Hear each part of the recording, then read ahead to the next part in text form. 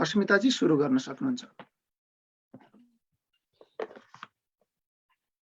सबैजनामा नमस्ते। आज मिति 2021 डिसेम्बर 19 मा भइरहेको सुनसी कमन फोरम एपिसोड 19 मा भइरहेको कार्यक्रममा म कार्यक्रम सञ्चालिका अस्मिता श्रेष्ठको तर्फबाट सम्पूर्णमा नमस्कार र हृदयदेखि नै स्वागत गर्न चाहन्छु सबैजनालाई फेरि पनि। आजको यस कार्यक्रमको सभापतित्व ग्रहण गरिदिनु हुन एसएस सोनसिक 18औं कार्य समितिका सभापति दीर्घराज जोशीज्यूलाई हार्दिक अनुरोध गर्दछु। धन्यवाद। हजुर, हामीलाई प्रत्यक्ष जुममा जोडिनु हुने, फेसबुक लाइभमा हेरिरहनु भएको र केही समयपछि युट्युबमा जोडिनु हुने सम्पूर्णलाई स्वागत गर्दै आजको यस श्रृङ्खलाका वक्ताहरूलाई जोड्न चाहन्छु। आजको हाम्रो पहिलो वक्ता हुनुहुन्छ डाक्टर किशन छेत्रीज्यू। नमस्ते सर किशन। नमस्कार सबैजनालाई। र हाम्रो आजको दोस्रो वक्ता हुनुहुन्छ डाक्टर प्रीति कुमारी चौधरीज्यू। नमस्कार सबैजनालाई। हजुर, र यसै गरी अब म आजको हाम्रो पहिलो वक्ता डाक्टर किशन छेत्रीज्यूको बारेमा केही विस्तृत परिचय गर्न चाहन्छु। Dr. Kishan is a postdoctoral fellow at the Department of Nano-Convergence Engineering, Jeonbuk National University, South Korea. He is doing research on nanoporous carbon and its hybrid composites material for energy storage and conversion application at Professor Ha-Kyung Kim Lab. He is testing the multidisciplinary approaches that encompass at use of MOS5 nanoporous carbon in energy-related research areas such as fuel cell, supercap, water splitting, Li-S battery, and GN-air battery.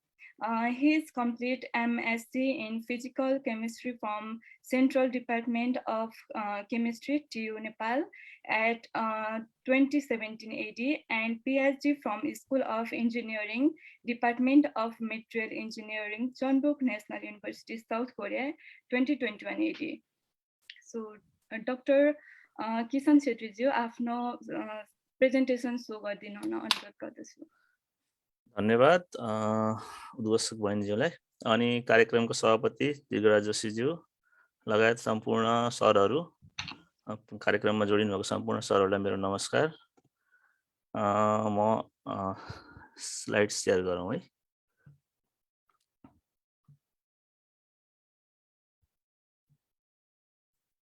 आएको छ? आएको छ। ल म सुरु गरौँ है त। सम्पूर्णमा नमस्कार, म किशन छेत्री भर्खरै मात्रै यो पिएचडी सकेर पोस्ट डक्टरल करियर सुरु गर्दैछु। अर्ली करियर रिसर्चर भन्नु पर्यो र स्पेसल्ली हामीहरू चाहिँ यो मेटल अर्गानिक फ्रेमवर्क भन्ने मेटेरियलको न्यानो कम्पोजाइटहरूलाई इलेक्ट्रोकेमिकल इनर्जी स्टोरेज अथवा कन्भर्जनको क्षेत्रमा काम गर्छौँ। अब जनरली अब यो इलेक्ट्रोकेमिकल इनर्जी स्टोरेज चाहिँ अथवा कन्भर्जन किन चाहियो भन्ने कुरालाई ब्याकग्राउन्डमा भन्दाखेरि चाहिँ जसरी अब नन रिन्युएबल सोर्सेसहरू जस्तै डिजल पेट्रोल जस्ता इन्धनका स्रोतहरू जसरी सकिँदै गइरहेको छ र तिनीहरूको चाहिँ अब भावी सन्तति अथवा जुन इनर्जीको हाई डिमान्ड छ वर्ल्डमा टेक्नोलोजीको डेभलपमेन्टसँगै त्यसलाई चाहिँ एड्रेस गर्नको लागि चाहिँ अल्टरनेटिभ सोर्स अफ इनर्जी के भनेदाखेरि चाहिँ त्यसको एउटा अप्सन चाहिँ electrochemical energy storage and conversion पनि पर्छ। इभन दो यो अहिले चलिरहेको जुन इनर्जी सोर्सेसदेखि लिएर जुन फ्युलहरू छन् कन्सिस्टेन्ट चिपर भए पनि यिनीहरूको थुप्रै ड्रब्याक्सहरू छन्। एउटा त लिमिटेड सोर्स भइहाल्यो, अर्को इन्भाइरोमेन्टल पोल्युसन र ग्लोबल वार्मिङमा पनि यिनीहरूले चाहिँ असर यिनीहरूले बढाइरहेको हुन्छ नि ग्लोबल वार्मिङ। र अर्को कुरा चाहिँ जति पनि विश्वभरिमा चाहिँ देशहरू छन् सबैले चाहिँ एउटा सर्टेन वर्षपछि सबै चाहिँ कार्बन न्युट्रल इरातिर जाने र यो फोसिल फ्युललाई युज नगर्ने भन्ने टार्गेट राखिरहेको छन्। यो मैले गुगलबाट सावर गरेको एउटा रेफरेन्स अनुसार चाहिँ यो जुन भुटान र सुरिनेम भन्ने यो साउथ एसियन कन्ट्री र अर्को साउथ अमेरिकन एउटा कन्ट्रीले चाहिँ कार्बन न्युट्रलिटी तिनीहरूले एचिभ गरिसकेको रहेछन्। र त्यसमध्ये जस्तै उरुग्वे, फिनल्यान्ड, अस्ट्रेलिया जस्ता देशहरूले 2040 2045 सम्ममा चाहिँ गर्ने भन्ने रहेछन्।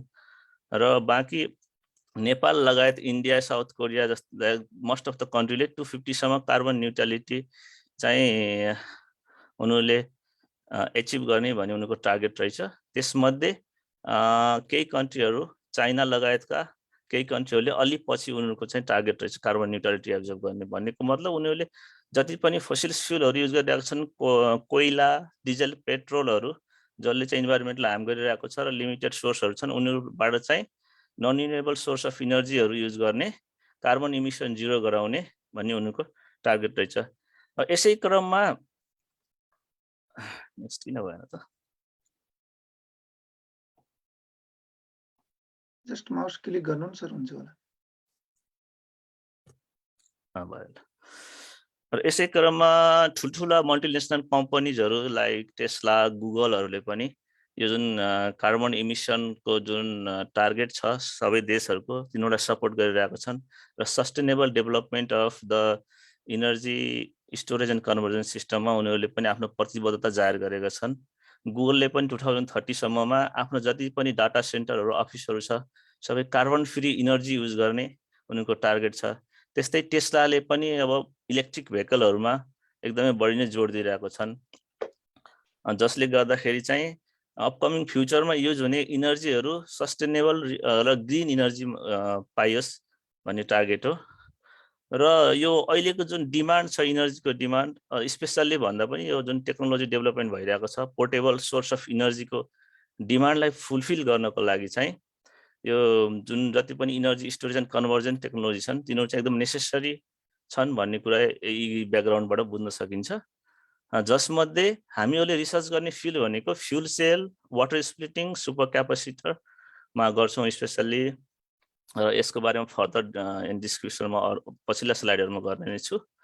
तर एउटा च्यालेन्जेस चाहिँ के छ भन्दाखेरिमा इनर्जी स्टोरेज एन्ड कन्भर्जन टेक्नोलोजीमा को आवश्यकता त छ भनियो, तर यसका थुप्रै अब्स्टेकलहरू छन्। जसरी अब वेल इस्टाब्लिस भइसकेको टेक्नोलोजी डिजल पेट्रोल कारहरूलाई इलेक्ट्रिक कारले रिप्लेस गर्नको लागि समय लाग्छ पक्कै पनि, किनभने इलेक्ट्रिक कार भर्खर भर्खर बजारमा आइरहेका फ्युल सेल कारहरू फर इक्जाम्पल तिनीहरूको प्राइस चाहिँ एकदमै हाई छ। जसरी $1-2,000मा नर्मल कार, सेकेन्ड ह्यान्ड कारहरू अथवा किन्न सकिन्छ भने इलेक्ट्रिक कारको नर्मल प्राइस भनेको $30,000 to $50,000 छ। त्यो भनेको आम जनमानसले त्यसरी प्रयोग गरिहाल्न र त्यो ग्रिन इनर्जी भनेर गइहाल्न, ग्रिन इनर्जी मात्रै भनेर अगाडि बढ्न चाहिँ सायद गाह्रो नै हुन्छ होला। त्यसको लागि रिसर्च चाहिँ सफिसियन्ट छैन पक्कै पनि। यसमा अहिले जम्मा भएको रिसर्चले कमर्सियलाइजेसन भइसकेको प्रोडक्ट चाहिँ मार्केटमा प्राइस बढी भयो, त्यसको सबैले एफोर्ड गर्न सकिने खालका भए र त्यसको लागि डिफ्रेन्ट कन्ट्रीहरूले डिफ्रेन्ट पोलिसीहरू ल्याउनु पर्यो, पोलिटिकल एजेन्डा हुनु पर्यो। यसलाई चाहिँ ल्याएर मात्रै भएन, गरेको रिसर्चलाई स्टार्टअपमा लगेर फन्ड रेजिङ गरेर त्यसलाई चाहिँ कमर्सियलाइजेसन गरेर र इजिली एसेस सर्वसाधारणकोले एसेस गर्न खालको डेभलप हुनु पर्यो। यी चाहिँ च्यालेन्जेसहरू हुन्। र यसमा चाहिँ हामीहरूले गर्ने भनेको रिसर्च भनेको चाहिँ बेसिक फन्डामेन्टल रिसर्च हो। हामीहरू चाहिँ डाइरेक्ट एप्लाइड रिसर्च गर्दैनौँ, फन्डामेन्टल यसमा चाहिने मटेरियलहरू कस्तो हुन्छ, इनर्जी स्टोरेज गर्न सुपर क्यापेसिटरमा चाहिने मटेरियल कस्तो, त्यस्तो टाइपको रिसर्च गर्छौँ। वाटर स्प्लिटिङ र फ्युल सेलमा चाहिने इलेक्ट्रोक्याटलिस्ट, हाइब्रिड इलेक्ट्रोक्याटलिस्ट चाहिँ कस्तो खालको बनाइन्छ, त्यसमा चाहिँ हामी रिसर्च गरेछौँ। त्यो चाहिँ बेसिक एकदम फन्डामेन्टल रिसर्च हो र जुनसुकै कुराको रिसर्च पनि अब फन्डामेन्टलबाटै सुरु हुन्छ। पहिला फन्डामेन्टल युज गरेपछि त्यसको कमर्सियल फिजिबिलिटी स्टडी गरेर अनि बल्ल मार्केटमा जाने हो त्यो कुरा। हामी चाहिँ बेसिक फन्डामेन्टल रिसर्चमा फोकस छौँ। र त्यो हामीले गर्ने रिसर्च मध्येको एउटा टपिक भनेको सुपर क्यापेसिटर हो। स्पेसल्ली यसलाई भन्दाखेरि चाहिँ जनरली बुझ्दाखेरि ब्याट्री जस्तै भनेर बुझ्न सकिन्छ। सुपर क्यापेसिटरले चाहिँ ब्याट्री भन्दा यसमा थुप्रै नै फरक छन्। ठ्याक्कै ब्याट्री जस्तै नर्मल्ली बुझ्दा ब्याट्री बुझ्यो नि, ब्याट्री भन्दा नितान्त फरक कुरा हो सुपर क्यापेसिटर। र ब्याट्रीको रिप्लेसमेन्टै पनि होइन, तर ब्याट्रीको पर्फर्मेन्सलाई एउटा हाइब्रिड सिस्टममा सुपर क्यापेसिटर जोड्यो भने ब्याट्रीको अथवा जुनै पनि भेहिकल कुनै पनि सिस्टमको पर्फर्मेन्स चाहिँ ड्रास्टिकली इन्क्रिज गर्न सकिन्छ र ब्याट्रीसँग कम्पेरिजन गर्दाखेरि सुपर क्यापेसिटर भनेको चाहिँ इनर्जी एकदमै छिटो स्टोर गर्न सक्छ यसले र छिटो डेलिभर गर्न सक्छ भनेको फर इक्जाम्पल हामी एउटा मोबाइल युज गर्दा नर्मल्ली आजकल मोबाइलहरू फुल चार्ज हुनको लागि 1 देखि 2 घण्टा लाग्छ भने सुपर क्यापेसिटर टेक्नोलोजी युज गर्यो भने त्यसलाई 2 देखि 4 घण्टाको कुरा 2 देखि 4 मिनेटमा झार्न सकिन्छ हामीले है त्यो हो यसको फाइदा भनेको इनर्जी छिटो चार्जिङ छिटो गर्न सकियो अर्को डिस्चार्जिङ पनि छिटो गर्न सकिन्छ भनेको डिस्चार्जिङ छिटो कहाँ चाहिन्छ भन्दा कुनै पनि सिस्टममा हाई इनर्जी एकदम सर्ट पिरियड अफ टाइममा हाई इनर्जी चाहिन्छ जस्तै लिफ्टहरुमा रकेट प्रपोल्सन गर्दाखेरि त्यस्तो केसहरुमा हाई इनर्जी एकै ठाउँमा चाहिएको बेलामा पनि सुपर क्यापेसिटर युज गरेर ड्रास्टिकली एकैचोटि हाई इनर्जी डेलिभर अथवा डिस्चार्ज गर्नको लागि युज गरिन्छ सुपर क्यापेसिटरको नर्मल बेसिक यही भयो र अनि अब ब्याट्रीको तुलनामा चाहिँ मैले टेबलमा प्रेजेन्ट गरे जस्तै यिनीहरुको चार्जिङ टाइम लो देखाएको छ है साइकल लाइफ पनि बढी हुन्छ ब्याट्रीको सर्टेन टाइम पछि ब्याट्री डेड हुन्छ भने ब्याट्रीको कम्पेरिजनमा यिनीहरु चाहिँ अलि 1000 10,000 लाख गुणा नै क्यापेसिटी हुन्छ यिनीहरुको टिकाउ हुन्छन् अनि यिनीहरुको इनर्जी डेन्सिटी ब्याट्रीको तुलनामा लो भए पनि पावर डेन्सिटी हाई हुन्छ कस्ट वाइज चाहिँ सुपर क्यापेसिटर ब्याट्रीको तुलनामा अलिकति बढी नै छ किनभने सुपर क्यापेसिटरमा सफिसिएन्ट रिसर्चहरु ब्याट्रीको तुलनामा भइसकेको छैन र सुपर क्यापेसिटर बेस टाइपका डिभाइसहरु पनि डेभलप भइसकेको छैन सबै डिभाइसहरु जस्तै अहिले मैले भने जस्तै डिजल पेट्रोल गाडीमा त डेभलप भयो जस्तै ब्याट्री बेस्ड डिभाइसहरु डेभलप भएको छन् र अर्को फिल्ड भनेको वाटर स्प्लिटिङ फिल्ड हो यो टपिकबाटै बुझ्न सकिन्छ पानीलाई टुक्राउने हो पानीलाई चाहिँ इलेक्ट्रिसिटी सप्लाई गरेर विद्युतीय विच्छेदन गरेर यो जुन हाम्रो पानीमा भएको H2O लाई हाइड्रोजन र अक्सिजनमा टुक्राउने हो यसरी टुक्रिसकेको हाइड्रोजनलाई फ्युलको रूपमा युज गरिन्छ यसरी पानीलाई टुक्राएर निस्केको हाइड्रोजन चाहिँ ग्रीन हाइड्रोजन हो जति पनि अहिले हामीले मार्केटमा सुन्ने हाइड्रोजन इनर्जी हाइड्रोजन इकोनोमी भनेर सुनिरहेका छौं त्यो चाहिँ हाम्रो यो नेचुरल ग्यासहरु कोइलाबाट निकालेको हाइड्रोजनमा र अर्को टाइपको ब्लू हाइड्रोजनहरुमा हैन यो यसले पनि CO2 स्टोर गरेको हुन्छ CO2 इमिसन गर्छ र अर्को ग्रीन हाइड्रोजन भनेको टोटली वाटर स्प्लिटिङ टाइपको हाइड्रोजन हो अब बेसिकली हाइड्रोजन इनर्जी भनेर यो ग्रे र ब्लू हाइड्रोजनमा बढी फोकस छ अब यताबाट हाइड्रोजन निकालेर कार्बन इमिसन भइरहेको छ भने त कसरी ग्रीन इनर्जी भएर सस्टेनेबल त भएन त्यही भएर फोकस चाहिँ ग्रीन हाइड्रोजनमा वाटर स्प्लिटिङबाट निस्केको हाइड्रोजनमा गरेको गर्नुपर्ने देखिन्छ सस्टेनेबल डेभलपमेन्टको लागि तर अहिलेसम्म गरिएको रिसर्च हाइड्रोजनको प्रोडक्सन चाहिँ जम्मा 5% मात्रै छ वाटर स्प्लिटिङमा बेस यो किन यस्तो भएको भन्दा स्पेशली बढी युज हुने भनेको प्लाटिनम बेस इलेक्ट्रोड युज हुन्छ प्लाटिनम बेस इलेक्ट्रोक्याटलिस्ट वाटर स्प्लिटिङको लागि तर त्यो प्लाटिनम पनि एकदमै महँगो चिज र लिमिटेड सोर्स पर्यो फेरि त्यही भएर र त्यसको लागि इफिसिएन्ट टाइपको हाइब्रिड इलेक्ट्रोक्याटलिस्ट कसरी डेभलप गर्ने जुन इलेक्ट्रोक्याटलिस्टले वाटरलाई इजिली लो इनर्जीमा हाइड्रोजन र अक्सिजनमा टुक्राउन सकोस् त्यसमा चाहिँ रिसर्च गर्छौं हामी यस्तो खालको हाइब्रिड मेटेरियलमा यो चाहिँ एउटा हाइड्रोजन यो प्लान्ट हो पानीबाट हाइड्रोजन र अक्सिजन छुट्याएर स्टोर गरेर राख्ने प्लान्ट हो त्यसरी स्टोर गरेको हाइड्रोजनलाई फ्युल सेलमा चाहिँ युज गरिन्छ hydrogen as a source of energy अथवा फ्युल गरेर त्यसरी हाइड्रोजन र अब एटमोस्फियरबाट अक्सिजन अथवा सिलिन्डरबाट प्रोभाइड गरेको अक्सिजनलाई रिएक्सन गर्दाखेरि बिजुली निस्किन्छ त्यो बिजुलीलाई चाहिँ इनर्जीको रूपमा युज गरिन्छ त्यो केमिकल इनर्जी यसलाई चाहिँ हाम्रो चाहिँ अब मेकानिकल इनर्जीमा कन्भर्ट गरेर भेहिकलहरु चलाइन्छ र त्यसै मध्ये अर्को अक्सिजन रिडक्सन रिएक्सन पनि पर्छ अक्सिजन रिडक्सन भनेको कुनै पनि सिस्टममा भएको अक्सिजनलाई चाहिँ सर्टेन हाइड्रोजन सप्लाई गर्दाखेरि त्यसबाट यसरी निस्केको इलेक्ट्रोनहरुले चाहिँ इलेक्ट्रिसिटी प्रोड्युस गरेर त्यसलाई युज गरिन्छ अब यसको पनि डिफरेन्ट च्यालेन्जेसहरु छन् हाई कस्ट हुन्छ र राम्रो परफर्मेन्स दिने जति चाहिरहेको छ अहिले सस्टेनेबल भइरहेको टेक्नोलोजीले दिए जतिको पावरफुल इनर्जी दिनु पर्यो डिजल पेट्रोल जति गाडीले जस्तो त्यस्तो खालको दिन्छ कि दिँदैन भन्ने रिसर्च भइरहेछ भर्खरै हुन्डाईको एउटा नेक्सो भन्ने कार बजारमा आएको छ तपाईहरु पनि यसो ख्याल गर्नु बाटोमा देखिन्छ आजकल धेरै नै नेक्सो कार भनेको फ्युल सेल कार बजारमा ल्याएको छ हुन्डाईको टार्गेट भनेको every year 50,000 Nexo fuel cell बजारमा ल्याउने भन्ने उनीको टार्गेट छ प्राइस हाई भएको हुनाले अब मान्छेले त धेरै युज गरिरहेको छैनन् होला अब त्यस्तै अलि अब त्यसको जति पनि टेक्नोलोजी डेभलप हुँदै गएपछि प्राइस पनि सस्तो हुँदै जाला युज हुँदै जाला त्यो र हाम्रो मुख्य काम भनेको हामीहरुले हाइब्रिड इलेक्ट्रोड डिजाइन गर्छौं त्यस्तो इलेक्ट्रोड जसको सर्फेसमा पानी राख्दा अथवा त्यसलाई पानीमा डुबाउँदाखेरि र सर्टेन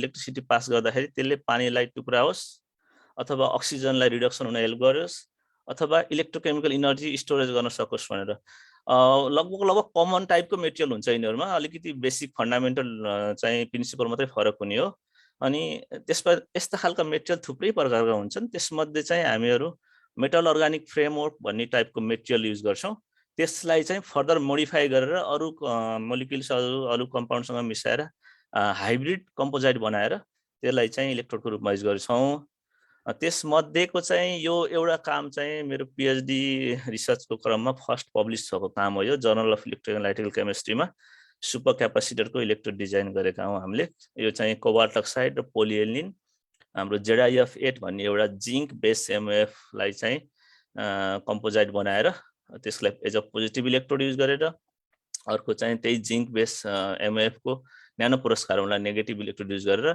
यसरी हामीले एउटा फन्डामेन्टल बेसिक डिभाइस बनाएर यसलाई चार्ज डिस्चार्ज गरेर यसको चाहिँ परफर्मेन्स हेर्दाखेरि फन्डामेन्टली यसले राम्रो परफर्मेन्स देखाएको थियो र यसलाई हामीले पब्लिश पनि गरेका थियौं एउटा जर्नल अफ इलेक्ट्रोलाइटिकल केमिस्ट्रीमा त्यस्तै गरी अर्को काम चाहिँ फ्लेक्सिबल टाइपको सुपर क्यापेसिटर डिजाइनमा काम गरेको थियौं कार्बन क्लोथमा यस्तो टाइपको भर्टिकली ग्रोन MOF हरु डिजाइन गरेर यसले चाहिँ सुपर क्यापेसिटर परफर्मेन्स कम्प्यारेटिभली राम्रो देखाएको थियो र यो चाहिँ यस्तो टाइपको डिभाइस बनाएर यसलाई फ्लेक्सिबिलिटी गरेर टेस्ट गर्दा पनि खासै बेन्डिङ ट्विस्टिङ गर्दा नि परफर्मेन्समा खासै फरक देखिएन त्यसले गर्दा यो फ्लेक्सिबल हुँदा पनि राम्रो परफर्मेन्स दिन्छ भन्ने हाम्रो निष्कर्ष निकालेको चाहिँ रिसर्चलाई हाम्रो अमेरिकन केमिकल सोसाइटीको अप्लाइड एनर्जी मेटेरियल भन्ने जर्नलमा पब्लिश गरेका थियौं त्यसै गरी अर्को काम भनेको यो हाम्रो कपर MOF बेस काम गरेको थियौं यसको पनि सिमिलर टाइपको सुपर क्यापमा राम्रो परफर्मेन्स देखाएको थियो र यसलाई पब्लिश गरेको थियौं एउटा कार्बन भन्ने जर्नलमा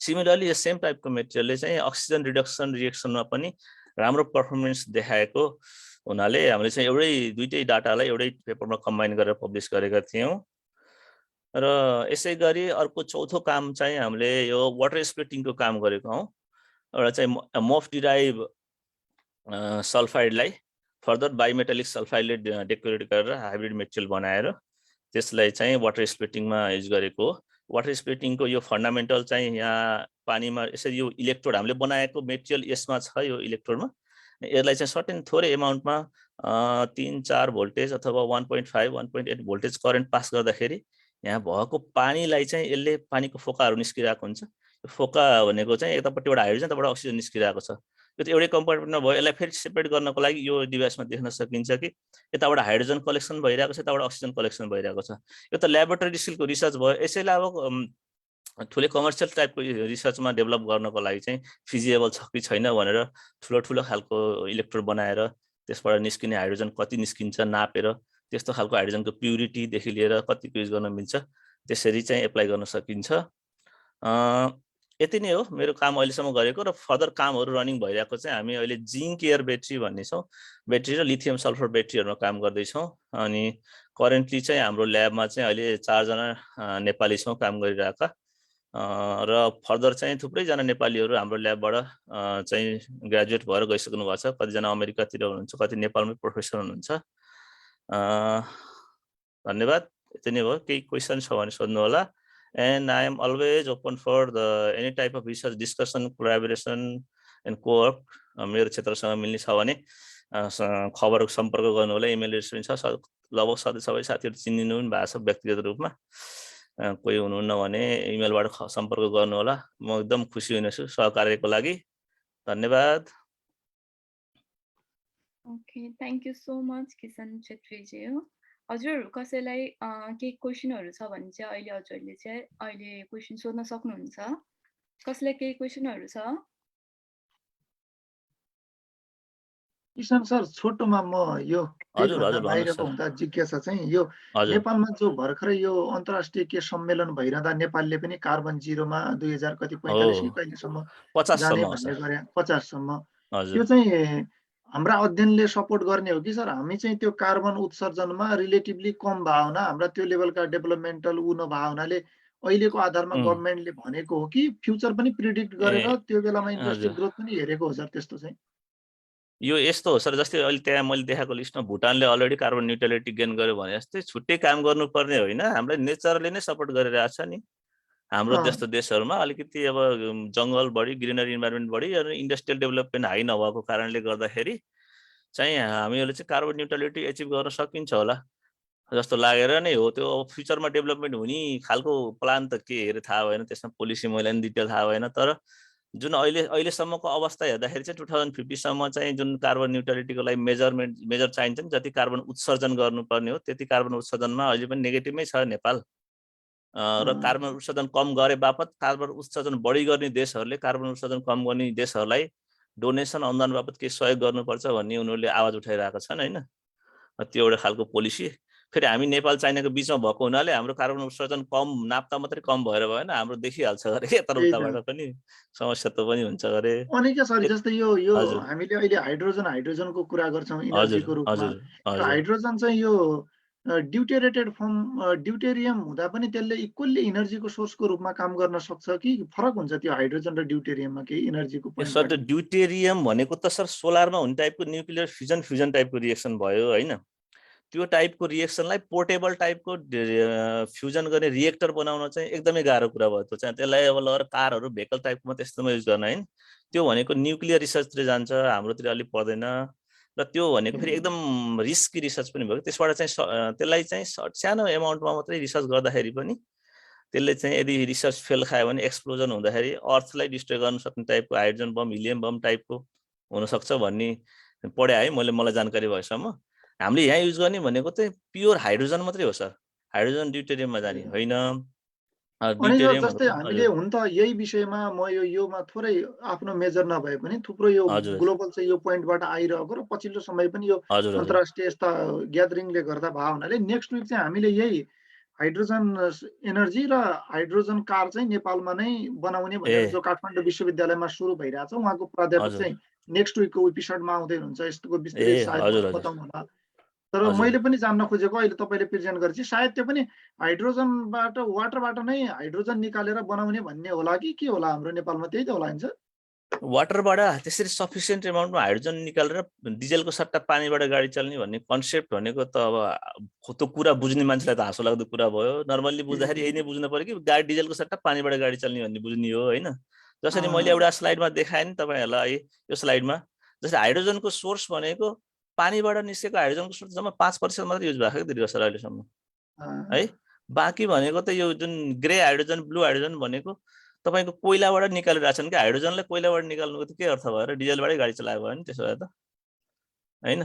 र यो पानीबाटै निकालेर अनि पानीबाट जस्तै सिधै गाडीमा पानी हालेर त्योबाट त्यसमा भएको चाहिँ इलेक्ट्रोक्याटिलिस्ट पानीलाई हाइड्रोजनमा छुट्याएर त्यो हाइड्रोजनलाई सिधै लगेर फ्युलको रूपमा चाहिँ गाडी चलाउने भन्ने टेक्नोलोजी चाहिँ अहिलेसम्म आएको छैन। हाइड्रोजन कार भनेको चाहिँ ठाउँ ठाउँमा पेट्रोल पम्प जस्तै हाइड्रोजन ट्याङ्क हुन्छ, त्यहाँबाट हाइड्रोजन फिलअप गरेर चलाउने हो। त्यो हाइड्रोजन चाहिँ अब कमर्सियल्ली हाइड्रोजन बनाउने कम्पनीले छुट्टै बनाएर तेलहरू सप्लाई गरेर चाहिँ ट्याङ्करबाट सप्लाई गर्ने हो सर होइन। त्यसो भए त हाम्रो देशमा त हाइड्रोजन हामीले अलग्गै किन्न पर्यो नि सर? हो, किन्नु पर्यो कि हाइड्रोजन प्लान्टको डेभलपमेन्ट हुनु पर्यो, हाइड्रोजन प्लान्टबाट हाइड्रोजन बन्नु पर्यो सर, त्यस्तो कुरा चाहिँ। अनि यो एयरको हाइड्रोजन नै तान्ने भन्ने चाहिँ हुँदैन सर जेनरल सिधै?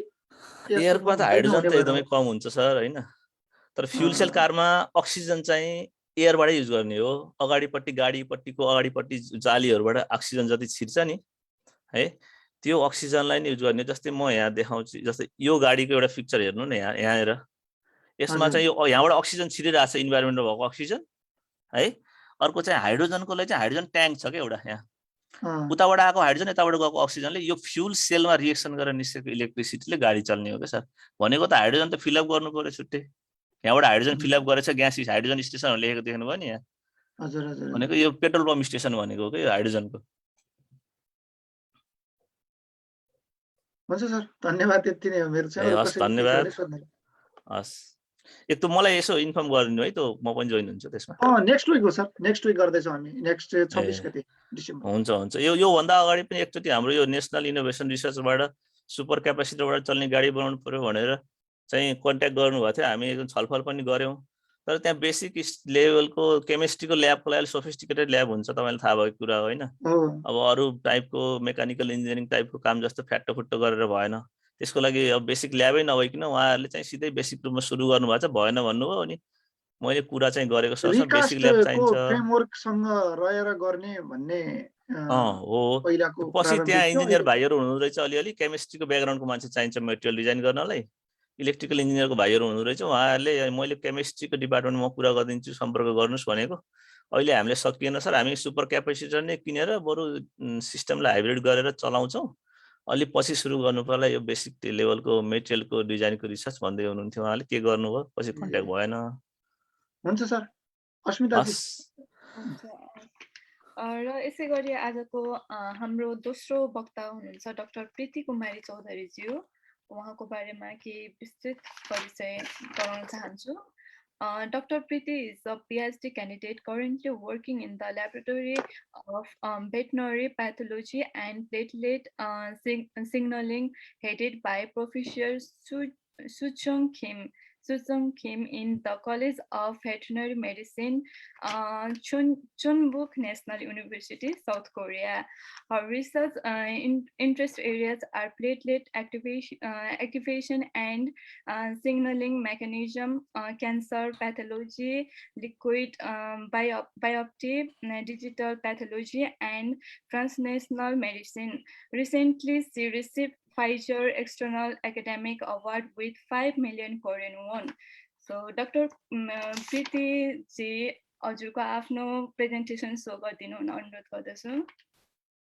धन्यवाद अस्मिताज्यू। सबैजनालाई वेलकम मेरो प्रेजेन्टेसनमा। मेरो अगाडि प्रेजेन्ट गर्नुभएको दाइ भन्दा मेरो चाहिँ अहिले चाहिँ सेपरेट मेरो चाहिँ बायोलोजी हो, दाइको चाहिँ फिजिक्स केमिस्ट्री पर्यो। म चाहिँ बेसिकली मेरो ल्याब चाहिँ बायोलोजी रिलेटेड काममा एरिया हो। ओभरअल भन्नुपर्दाखेरि मेरो ल्याबमा मेनली सेल रिलेटेड अनि अहिले हट टपिक भएको क्यान्सर। मेरो ब्याकग्राउन्ड चाहिँ भेटरनरी मेडिसिन हुनाले म भेटरनरी मेडिसिन रिलेटेड काम पनि गर्छु मेरो ल्याबमा। तर मेरो मेन थिसिस चाहिँ पिएचडी को थिसिस चाहिँ रोल अफ प्लेटलेट हो, प्लेटलेट सिग्नलिङ ह्युमन मेडिसिनमा, ह्युमन मेडिकल फिल्डमा चाहिँ मेरो बेसिकली मैले त्यतातिर फोकस गरेको छु। र सँगै उता क्यान्सर रिलेटेड क्यान्सर बायोप्सीहरू, लिक्विड बायोप्सीहरू अहिले हटली डिबेटेड टपिकहरू हुन् 2021 ओभरअल। इभन अमेरिका र अहिले त्यस्तो इस्टाब्लिस चाहिँ भएको छैन, तर लिक्विड बायोप्सी अब लाइक ब्लड लिएर कसरी क्यान्सर डायग्नोसिस गर्ने त्यतातिर पनि काम गर्दैछु। आजको मेरो टपिक चाहिँ predominant role of arrestin in GPCR desensitization in platelet चाहिँ हो। मेरो ल्याबमा म एक्लै नेपाली हो। यता हाम्रो युनिभर्सिटीमा चुनबुक नेसनल युनिभर्सिटीमा चाहिँ नेपाली चाहिँ थोरै नै छौँ हामी। अहिले चाहिँ 3 जना छौँ, 2 जना चाहिँ ग्रेजुएट गरेर गइसक्नु भयो। एकजना इन्द्र दाई भन्ने टियुको अहिले मोस्ट प्रोबेबली एसोसिएट प्रोफेसर हुनुहुन्छ होला, अनि एकजना चाहिँ भाइ मास्टर्स गरेर जानुभयो। अनि त्यही भएर अहिले हामी 3 जना मात्रै छौँ। एकजना न्युरो साइन्समा काम गर्दै, एकजना साथी चाहिँ न्युरो साइन्समा, एकजना चाहिँ केमिकल इन्जिनियरिङ ल्याबमा, अनि म चाहिँ भेटरनरी मेडिसिन ल्याबमा छु। त्यही भएर हाम्रो चाहिँ नेपालीहरूसँग त्यति धेरै कम्युनिकेसन पनि हुँदैन। अनि नेपालीहरू चाहिँ जहाँ पनि कोरियामा स्पेशल धेरै नेपालीहरू छन्, धेरै रिसर्च एरियामा काम गरिरहेछन्, तर मेरो कन्ट्याक्ट चाहिँ त्यति धेरै छैन।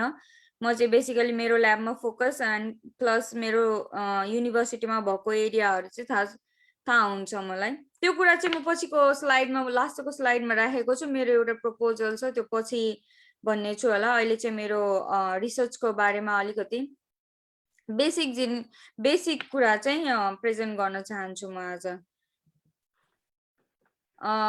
प्रेजेन्ट गर्नुभन्दा अगाडि मैले अहिलेसम्म मास्टर्सदेखि लिएर पिएचडी 4 इयर्सको कोर्समा मैले पब्लिस गरेको यो पेपरहरू हो। 8वटा चाहिँ एससीआई र के अरे 2 चाहिँ स्कोपसमा पब्लिस भएको, including some of the case रिपोर्ट्सहरू क्यान्सर रिलेटेड केस रिपोर्टहरू पनि क्लिनिकल बेसिसमा भेटरनरी मेडिसिनमा पब्लिस गरेको छु र मेनली त्यही प्लेटलेट एरियाकै पेपरहरू चाहिँ छन् यहाँ। अनि यो ल्याबमा हुँदै मैले एचिभ गरेको एभ्री इयर भनौँ न इच सेमेस्टर केही न केही अवार्ड पाउँछु नै, इन्टरनेसनल नेसनल अब कोरियाभित्रै भएर भए पनि बा जापान अस्ट्रेलिया अमेरिका यिनीहरूको अवार्डहरू ट्राभल ग्रान्टहरू पाइ नै रहेको हुन्छु। मेरो एरियामा चाहिँ ब्लड एरियामा चाहिँ, त्यही भएर यो ल्याब मेरो लागि राम्रै छ जस्तो लाग्छ अहिलेसम्म। अनि भेरी रिसेन्टली मैले अस्मिताजीले भन्नु भए चाहिँ फाइजरको एक्सटर्नल एकाडेमिक अवार्ड थिसिस जुन कि Korean society on thrombosis and haemostasis जुन छ त्यहाँबाट मैले पाएको हो। फाइजरको अवार्ड पाउनुको मेन कारण चाहिँ अहिले फाइजरले धेरै फार्मास्युटिकल कम्पनी हो, धेरैतिर इन्भेस्ट गरिरहेको छ फाइजरले। अहिले रिसेन्टली हट पेन्डेमिक जसले वर्ल्डकै लाइफ अप्सन के अरे के तहस नहस गरेर राखिदिएको छ भन्नुपर्दाखेरि यो पेन्डेमिकमा मेरो काम किन फाइजरले मलाई एक्सटर्नल अवार्ड दिएको भन्दाखेरि मेरो जुन काम छ प्लेटलेट रिलेटेड त्यो काम चाहिँ यो ब्लड कोआगुलेसन ब्लड रिलेटेड हो। त्यही भएर मेरो थिसिस चाहिँ त्यसमा सेलेक्ट भएर अनि थ्रोम्बोसिस एन्ड हेमोस्टेसिसमा प्लेटलेटले काम गर्छ भनेरै मैले त्यहाँबाट अवार्ड पाएको हो। अहिले हटली चाहिँ like COVID-19 effect side effects धेरै छ। COVID-19 corona virus long virus भए पनि यसको ओभरअल इफेक्ट चाहिँ होल बडीमा गर्छ। सो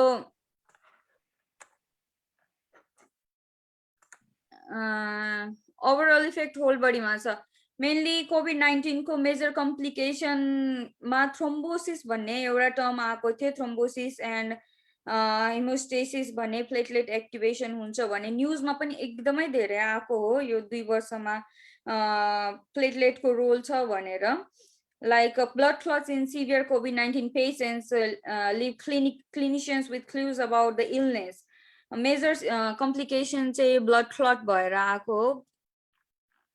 सो बेसिकली के हुन्छ भन्दाखेरि इन्फेक्सन भयो, कोरोना भाइरस इन्फेक्सन भयो जसले गर्दाखेरि यो कोभिड-19 कोरोना भाइरस जुन छ त्यसले डिरेक्टली प्लेटलेट सेललाई डिरेक्टली एक्टिभेट गर्छ, जसले त्यो प्लेटलेट एक्टिभेसनले थ्रोम्बोसिस मेजर रोल चाहिँ क्रिटिकल रोल चाहिँ थ्रोम्बोसिस एन्ड हेमोस्टेसिसमा छ।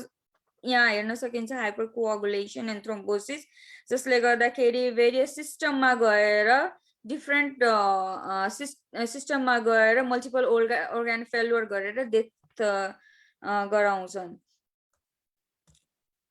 त्यही भएर हटली डिबेटेड टपिक भएर अहिले चाहिँ कोभिड-19ले गर्दाखेरि प्लेटलेटको मेजर रोल भएर फाइजरले मलाई चाहिँ अवार्ड दिएको हो।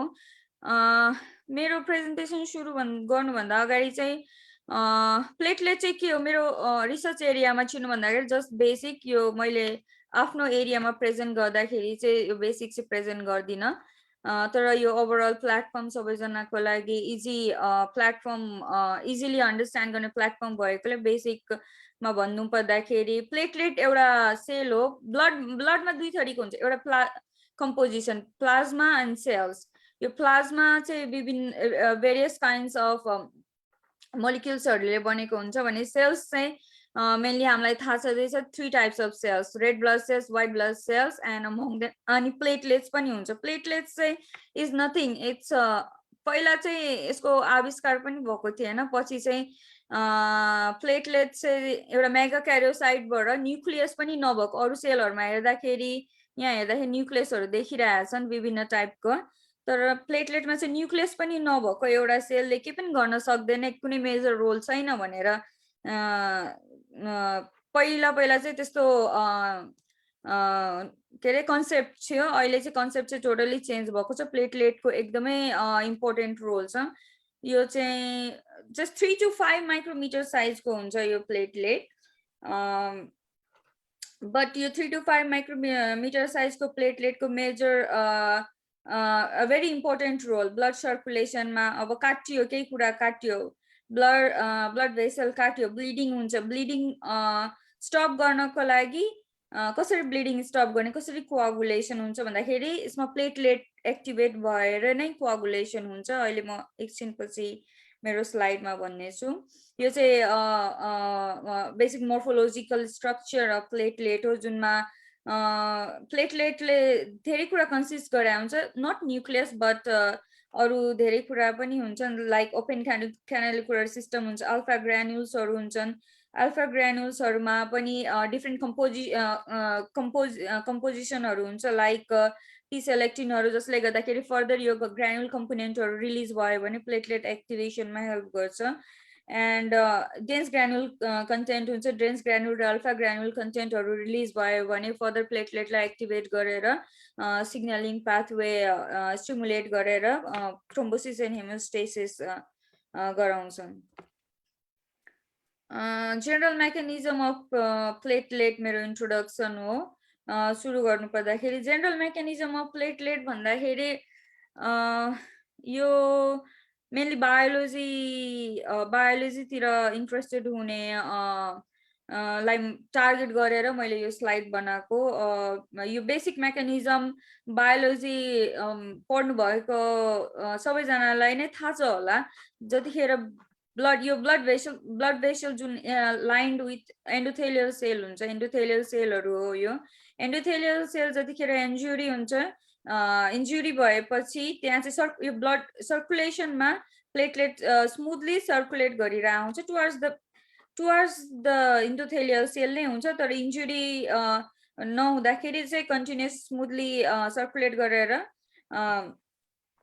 बसिरहेको हुन्छ। इन्जुरी हुँदाखेरि चाहिँ सबै प्लेटलेटहरू एक्टिभेट भएर इन्जुरी साइटमा आएर त्यहाँ प्लेटलेट एग्रिगेसन बनाउँछ। एग्रिगेसन बनाएर अब यो साइटलाई टाँस दिन्छ। टाँसेपछि फर्दर ब्लिडिङ चाहिँ ब्लड चाहिँ हुँदैन, ब्लिडिङ चाहिँ हुँदैन, बाहिर जान सक्दैन। So as a glue basically भन्नु पर्दाखेरि एज अ ग्लु चाहिँ यो प्लेटलेटकोले काम गर्छ।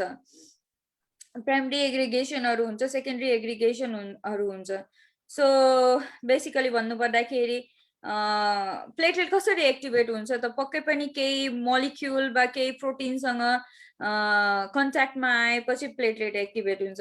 सो जतिखेर भेस्कुलर इन्जुरी हुन्छ त्यतिखेर यो एक्स्ट्रासेलुलर म्याट्रिक्समा भएको फोन विलिब्रान्ड फ्याक्टर र कोलाजेन सँग प्लेटलेट कन्ट्याक्टमा आउँछ। प्लेटलेट कन्ट्याक्टमा आएपछि यतातिर एडेयर गर्छ। एडेयर भनेको टाँसिन्छ। टाँसेपछि त्यसपछि प्लेटलेटहरू एक्टिभेट हुन्छ नि।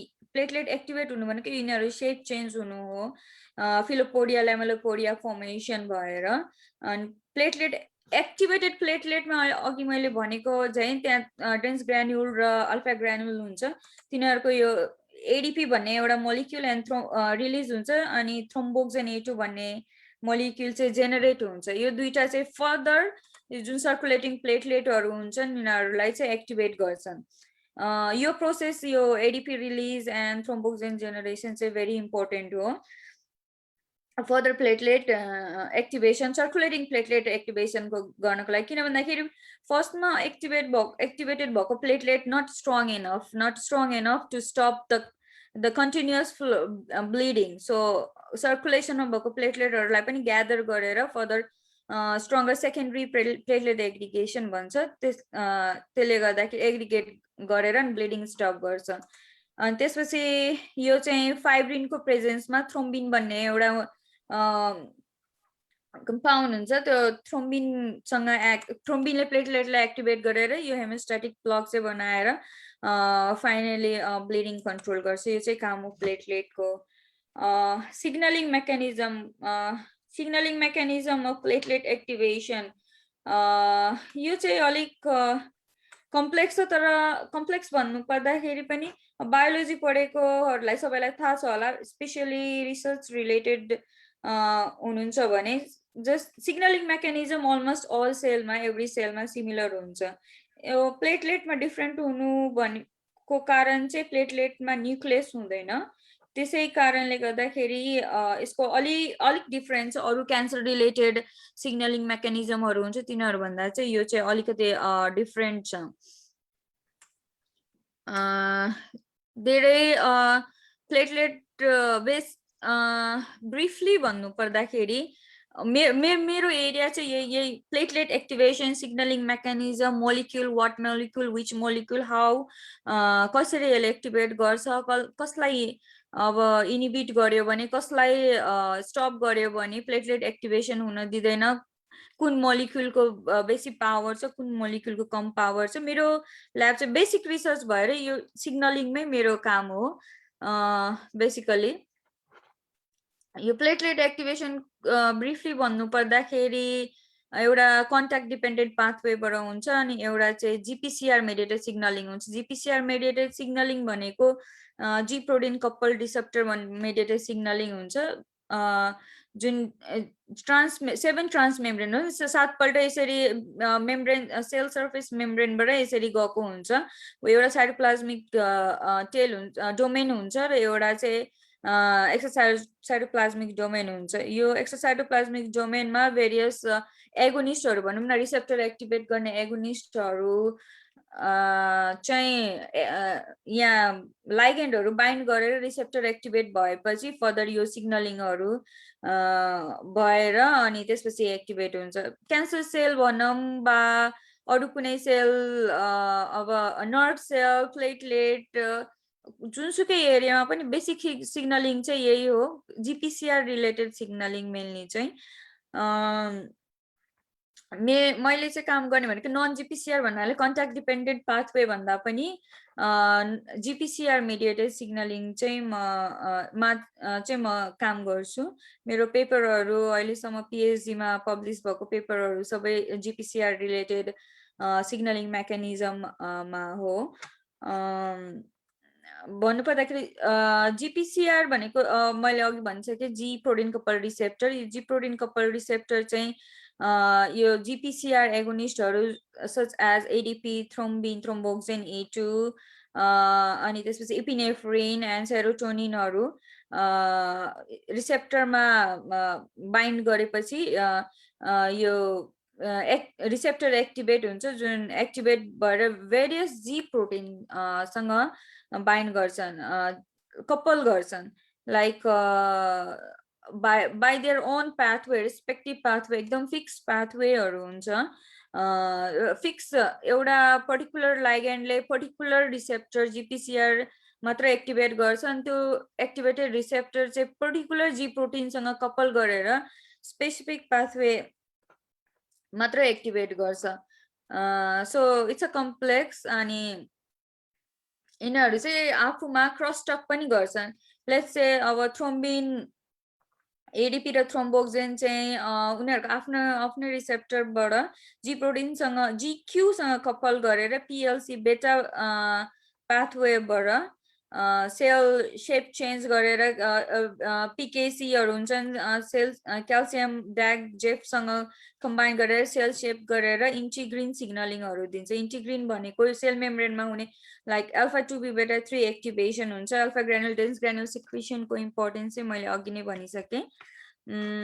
त्यो एक्टिभेट गरेपछि यो इन्टिग्रिन इनसाइड आउट भन्नाले यो सेल बाहिरबाट आएर यसरी सेलभित्र भेरियस सिग्नलिङ पाथवेबाट यो इन्टिग्रिन अल्फा 2b बेटा 3 एक्टिभेसन गर्छ त्यसैले इनसाइड आउट सिग्नलिङ भनिएको। यो इनसाइड आउट सिग्नलिङ गरेपछि जुन प्राइमरी जुन फर्स्ट टाइम प्लेटलेट एक्टिभेसन मैले अघि देखाएको थिएँ त्यो चाहिँ हुन्छ। अनि सेकेन्डरी एक्टिभेसनको लागि फेरि आउटसाइड इन भन्ने अल्फा 2b बेटा 3 एक्टिभेसन भरे आउटसाइड इन भन्ने हुन्छ। त्यो त्यहाँबाट फेरि बाहिरको सिग्नलिङले गर्दाखेरि भित्र पनि फेरि सिग्नलिङ हुन्छ त्यसले गर्दाखेरि सेकेन्डरी एक्टिभेसनहरू हुन्छन्। त्यहाँबाट चाहिँ सेकेन्डरी प्लेटलेट एग्रिगेसन हुन्छ जसले गर्दाखेरि स्ट्रङली हेमोस्टेटिक प्लग बनाएर ब्लिडिङहरू कन्ट्रोल गर्छ फिजियोलोजिकली चाहिँ। त्यसै गरी एडीपी एपिनेफ्रिनहरू हुन्छ जीआई कपलसँग जीआईसँग प्रोटिनसँग कपल गरेर एडेनोसाइक्लेजलाई इनिबिट गरेर फर्दर जोइन एकअर्कासँग जोइन गरेर प्लेटलेट एक्टिभेट गर्छन्। त्यसै गरी सेप चेन्ज हुन्छ, सेप चेन्जको लागि डिफ्रेन्ट पाथवे छ। क्याल्सियम डिपेन्डेन्ट सेप चेन्ज हुन्छ, क्याल्सियम इन्डिपेन्डेन्ट रोए पाथवे, माइसिन लाइट चेन काइनेज सेप चेन्जहरू हुन्छ। यिनीहरू चाहिँ कम्प्लेक्स भयो। अहिले यो प्लेटफर्ममा चाहिँ यो सिग्नलिङ मेकानिजम बुझ्नुपर्ने त्यति उ छैन। इन्ट्रेस्टेड भयो भने म चाहिँ पर्सनली यसको बारेमा कसरी सिग्नलिङ मेकानिजम एनालाइज गर्ने, कुन कसरी स्टार्ट गर्ने एक्सपेरिमेन्ट एक्सप्लेन गरिदिन सक्छु पछि चाहिँ। तर मैले आजको प्रेजेन्टेसनमा चाहिँ अब यो प्लेटलेट एक्टिभेट भयो, ब्लिडिङ कन्ट्रोल भयो, तर यो सिग्नलिङ मेकानिजम टाइटली रेगुलेटेड हुनुपर्छ। अहिलेसम्म चाहिँ यो अरू सेलहरूमा चाहिँ डिसेन्सिटाइज, यो सिग्नलिङ मेकानिजम डिसेन्सिटाइज कसरी हुन्छ त, यो चाहिँ हाम्रो प्लेटलेट एरियामा चाहिँ थाहा थिएन। अरू एरिया न्युरोसाइन्सहरूमा चाहिँ जीपीसीआर मेडिएटेड डिसेन्सिटाइजेसन चाहिँ कसरी हुन्छ त्यो चाहिँ थाहा थियो। तर हाम्रो एरियामा चाहिँ प्लेटलेट एरियामा चाहिँ प्लेटलेट सिग्नलिङ, जसले गर्दाखेरि अब इनअप्रोप्रिएट थ्रोम्बोसिस भनौँ वा एक्सेसिभ ब्लिडिङ, यिनीहरू कसरी टाइटली रेगुलेट गर्ने। अब प्लेटलेटलाई एन्टागोनिस्ट, अब रिसेप्टर एन्टागोनिस्ट वा मोलिक्युलर इनिबिटर, काइनेज इनिबिटरहरू दिएर स्टप गर्यो भने, अब टोटली स्टप भयो भने एक्सेसिभ ब्लिडिङ हुन जान्छ। यदि स्टप गरेन भने इनएप्रोप्रिएट थ्रोम्बोसिसहरू हुन्छ, इनएप्रोप्रिएट कोआगुलेसन हुन्छ। अब ब्लड सर्कुलेसनमा कोआगुलेसन भएको छ भने ब्लड पास हुन सक्दैन। That's the main reason for, यदि पास भएन भने main reason for let's say basically भन्नुपर्दाखेरि हार्ट एट्याक आउने कारण सर्कुलेसन भएन, हार्टमा ब्लड पुगेन भने त्यसले गर्दाखेरि हार्ट एट्याक, ब्रेन स्ट्रोकहरू आउने कारण one of the main reason thrombosis, formation of the blood clot, अब त्यो चाहिँ हो। सो यो सिग्नलिङ मेकानिजमलाई चाहिँ, सिग्नलिङ मेकानिजम चाहिँ कसरी रेगुलेटेड भएको छ त, कसरी यसलाई एप्रोप्रिएटली स्टप गर्ने, कसरी टाइटली रेगुलेट गर्ने पनि इज भेरी इम्पोर्टेन्ट। बट हाम्रो एरियामा चाहिँ यो कुरा थाहा थिएन। कसरी यो सिग्नलिङ एक्टिभेसन चाहिँ थाहा थियो, तर सिग्नलिङलाई कसरी स्टप गर्ने, ट्राफिक गरेर अनि एप्रोप्रिएट सिग्नलिङ रेगुलेसन कसरी गर्ने, त्यो चाहिँ मेरो पिएचडी को मेन थिसिस टाइटल हो। अरूहरू यो अहिलेको स्लाइड चाहिँ regulation of GPCR trafficking by GRKs. GRK भनेको जी प्रोटिन कपल रिसेप्टर काइनेजेसहरू भन्नु पर्दाखेरि काइनेजेसहरू ले either activate or deactivate, stop गर्ने रोल हुन्छ काइनेजेसहरूको। सो अरू सेलहरूमा चाहिँ यो जीआरके ट्राफिकिङ कसरी हुन्छ भनेर बेसिक रेगुलेसन देखाएको थियो। लाइक जब जीपीसीआर एक्टिभेसन हुन्छ अपन द लाइगेन्ड बाइन्डिङ, यो एक्टिभेटेड जीपीसीआरहरूलाई चाहिँ जीआरकेले गएर फोस्फोराइलेट गर्छ। यो फोस्फोराइलेट भएपछि अर्को एउटा मोलिक्युल हुन्छ एरेस्टिन भन्ने, एरेस्टिनले फोस्फोराइलेटेड जीपीसीआरसँग बाइन्ड गरेर एउटा मेम्ब्रेनमा चाहिँ, सेल मेम्ब्रेनमा चाहिँ क्लाथ्रिन कोटेड पिट बनाएर यो रिसेप्टरलाई चाहिँ डिसेन्सिटाइज गर्छ। डिसेन्सिटाइज भयो भने फर्दर सिग्नलिङ चाहिँ त्यसपछि स्टप हुन्छ।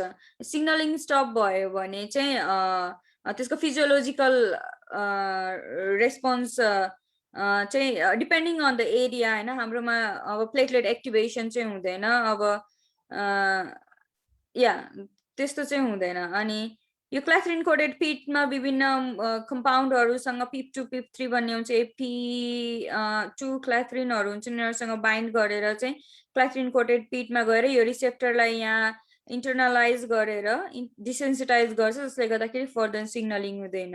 यो डिसेन्सिटाइज गरेको रिसेप्टर चाहिँ फेरि पनि सर्ट आउट हुन्छन् बाई इदर त्यो डिग्रेडेसनमा जान्छ अर बाई रिसाइकल, त्यही रिसेप्टर फर्दर रिसाइकल गरेर फर्दर सिग्नलिङमा हुन्छ। यसरी चाहिँ अरू सेलमा चाहिँ यसरी चाहिँ जिआरकेज वा एरेस्टिनले रिसेप्टर जिपिसिआर मेडिएटेड रिसेप्टर डिसेन्सिटाइज गर्छ भनेर जानिएको छ। तर प्लेटलेटमा चाहिँ के हो कसो हो के पनि थाहा छैन। सो बेसिकली भन्नु पर्दाखेरि एरेस्टिन वा जिआरके छ भने चाहिँ डिसेन्सिटाइज हुन्छ। डिसेन्सिटाइज भयो भने चाहिँ सिग्नलिङ स्टप हुन्छ अनि सिग्नलिङ स्टप भयो भने एक मिनट है, पहिले नै इन्फर्म गरे अनुसार that speaker to make presentation 20 minute and 10 minutes question एन्सरको लागि भनेर छुट्याएको छौँ हैन। सो हजुरलाई चाहिँ यो प्रेजेन्टेसन अलि सर्टकटमा गरिदिनको लागि रिक्वेस्ट गर्न चाहन्छु। क्वेसन एन्सरको लागि पनि टाइम छुटाउनु पर्ने भएकोले हजुर यो चाहिँ बेसिक मेकानिजम भएकोले गर्दाखेरि अब एक्सप्लेन पछिको मेरो डेटा चाहिँ अब सर्टली म मात्र प्रेजेन्ट गर्नेछु। अब नर्मल सिग्नलिङ हुन्छ हैन, सर्टेड भएपछि नर्मल सिग्नलिङ हुन्छ। तर एरेस्टिन भएन भने डिसेन्सिटाइजेसन पनि हुँदैन, डिग्रेडेसन पनि हुँदैन, रिसाइक्लिङ पनि हुँदैन अनि त्यसले गर्दाखेरि एक्सेसिभ सिग्नलिङ हुन्छ। मैले काम गरेको भनेको यो एक्सेसिभ सिग्नलिङ स्टप गर्ने हो। मेरो ल्याबमा चाहिँ प्लेटलेटले काम गर्दा कसरी platelet isolated basic centrifugation based टेक्निकमा different rotation per minute RPM and time कम्बिनेसनले गरेर प्लेटलेट आइसोलेट गरेर अनि त्यसपछि चाहिँ यो चाहिँ एउटा लुमी एग्रिगोमिटर भन्ने हुन्छ, त्यसमा चाहिँ हामीले एनालाइज गरेको यो लाइट बेस्ड प्रिन्सिपलमा काम गर्छ। यो मेरो पछिको डेटा बुझ्नलाई चाहिँ यो बुझ्न चाहिँ जरुरी छ, त्यही भएर म यो अलिकति सर्टली एक्सप्लेन गर्छु। नर्मली चाहिँ प्लेटलेट डिस्क्वाइड सेप स्पेरिकल सेपमा हुन्छ अनि जुन कि अब यहाँ होल ओभरअल स्वेलिङ भइरहेको हुन्छ अनि लाइट पास हुँदैन। सो अनएक्टिभेटेड प्लेटलेट चाहिँ लाइट पास हुँदैन। सो यस्तो हामी लुमी एग्रिगोमिटरमा यस्तो ट्रान्समिसन चाहिँ हेर्छौँ अनि एगोनिस्ट दिएपछि एक्टिभेटेड हुन्छ, सेप चेन्ज हुन्छ। सेप चेन्ज भयो भने अलिकति स्पेस हुन्छ, स्पेस भयो भने अलिकति यस्तो बम्प टाइपको ट्रान्समिसन हेर्न सकिन्छ लुमी एग्रिगोमिटरमा। अनि एग्रिगेट भएपछि more increase in the light transmission हुन्छ अनि यस्तो एग्रिगेसन हुन्छ। च्याप्टरमा जानु पर्दाखेरि मैले यसपालि चाहिँ रोल अफ एरेस्टिन्स अघि भने अनुसार एरेस्टिनको डिफरेन्सियल रेगुलेसन अफ प्लेटलेटमा के हो भनेर मैले पिएचडीमा काम गरेको हो। लाइक एरेस्टिन र जिआरकेज मैले अघि नै भनिसकेँ, तिनीहरू यी दुईटा मात्र यस्तो प्रोटिनहरू हुन् जसले जिपिसिआरसँग बाइन्ड गर्न सक्छन्। जिपिसिआरसँग बाइन्ड गरेर इन्ट्रासेलुलर सिग्नलिङहरू डिसेन्सिटाइज गर्न सक्छन्। भनिहालेँ मैले अगाडि पनि जिपिसिआर मेडिएटेड सिग्नलिङ पाथवेजहरूलाई यी दुईटा मिलेर जिआरकेज र एरेस्टिन मिलेर भेरियस सेलहरूमा डिसेन्सिटाइज गरिआएका छन्। तर प्लेटलेटमा रोल चाहिँ के हो भनेर थाहा भएन। सो मैले फर्स्टमा आइसोफर्म जुन 4वटा आइसोफर्म मध्ये एरेस्टिन 2 र 3 आइसोफर्महरू प्लेटलेटमा हुन्छन्, तिनीहरू लाई लिएर मैले यो स्टडी गरेको हो। डोमेन स्ट्रक्चरहरू हुन् सिमिलर हुन्छन्, त्यही भएर कसको रोल के हो भनेर पत्ता लगाएको अब्जेक्टिभ त्यही भयो। फङ्सनल डिफरेन्सिएसन अफ एरेस्टिन 3 र एरेस्टिन 2 के हो भनेर इन जिपिसिआर सिग्नलिङ इन प्लेटलेट्स पत्ता लगाएको अनि मोलिकुलर बेसिस चाहिँ के हो। फर्स्टमा अब यो चाहिँ बेसिक भयो। अब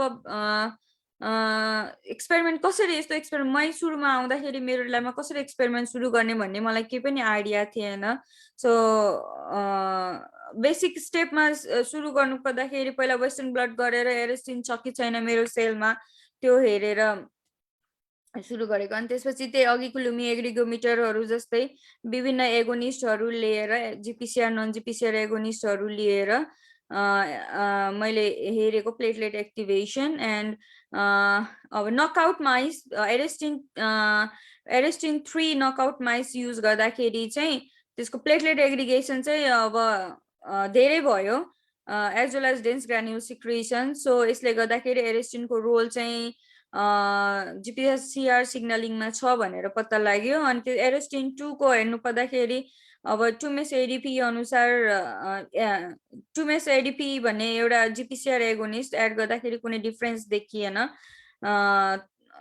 अघिको एरेस्टिन 3 भन्दा चाहिँ एरेस्टिन 2 मा चाहिँ कम देखियो। सो यसको चाहिँ अपोजिट रोल छ भनेर बुझियो। अनि एरेस्टिन 2 इन ओके यो यिनीहरू चाहिँ एक्सप्लेन गर्नु यसरी चाहिँ मैले अब सबै सिग्नलिङ मेकानिजमहरू हेरेर अब डिफ्रेन्ट अब कुन जिपिसिआरमा छ कुन जिपिसिआरमा छैन भनेर तिनीहरू सबै एक्टिभेट गरेर हेरेर platelet signalling activation mechanism secretion मेकानिजममा इन्भल्भ छ कि छैन भनेर अब मैले एरेस्टिन हटाउँदाखेरि चाहिँ एक्सेसिभ सिग्नलिङ दियो। अनि compare to the wild type कन्ट्रोलमा जुनमा एरेस्टिन थियो त्यसले गर्दाखेरि एरेस्टिन चाहिँ अब भयो भने मेरो सिग्नलिङ चाहिँ स्टप गर्छ भनेर कन्क्लुजन भयो। अरू सिग्नलिङ इभेन्ट्सहरू पनि हेरेको अरू सिग्नलिङ इभेन्ट्सहरू पनि सिग्निफिकेन्टली पोटेन्सिएट भएको थियो। सो अनि यसलाई चाहिँ मैले इनभिभो फिजियोलोजिकल रोल इस्टाब्लिस गर्नको लागि चाहिँ इनभिभोमा पनि मोडेलमा हेरेको। त्यो इनभिभो मोडेलमा हेर्दाखेरि पनि अब एरेस्टिन लाई नकआउट गर्दाखेरि एकदमै धेरै ब्लिडिङ भयो। सो थ्रोम्बोस फर्म हुनको लागि पनि एकदमै धेरै टाइम लाग्यो। अनि स्टेबल थ्रोम्बोस फर्म पनि स्टेबल थ्रोम्बोस फर्मेसन पनि एरेस्टिन 3 नकआउट भयो भने चाहिँ चाँडै भयो त्यसले गर्दाखेरि अब bleeding time tail bleeding time पनि घट्यो। त्यसले गर्दाखेरि मैले फाइनली कन्क्लुड गरेँ कि प्लेटलेटमा पनि अब एरेस्टिन 3 ले जिपिसिआर मेडिएटेड सिग्नलिङ चाहिँ डिसेन्सिटाइज गर्छ भनेर। मेरो टक चाहिँ यति नै हो। मेबी अलिकति कम्प्लेक्स भएर बुझिएन होला। एरेस्टिन अब बेसिक बायोलोजी भनेको मेरो ल्याबमा गर्ने नै भनेको ब्लिडिङ रिलेटेड हो, coagulation related, thrombosis and haemostasis related हो। अब मेरो रिसर्च चाहिँ त्यति कम्प्लेक्स अलिक भएर बुझिएन होला यो प्लेटफर्ममा। तर यो फिल्डको कोही हुनुहुन्छ भने डेफिनेटली बुझ्नुहुन्छ होला। यो स्लाइडमा चाहिँ मैले सुरुमा मैले भनेको थिएँ स्टार्ट के अरे एउटा प्रपोजल मैले यो सोन्सिक प्लेटफर्मबाट गर्न खोजेको।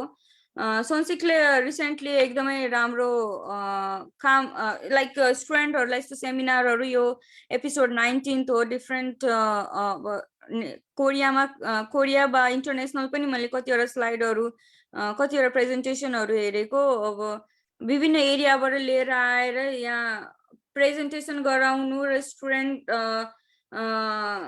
like exposing to us to various student it's nice हैन very nice। तर मैले फेस गरेको प्रब्लम मैले भन्नु पर्दाखेरि मेरो सपोज यहाँ यो युनिभर्सिटीमा धेरै कम्युनिकेसन हुँदैन, नेप्लिज धेरै थोरै छन्। अनि मेरो एरियामा बायोलोजी एरियामा अब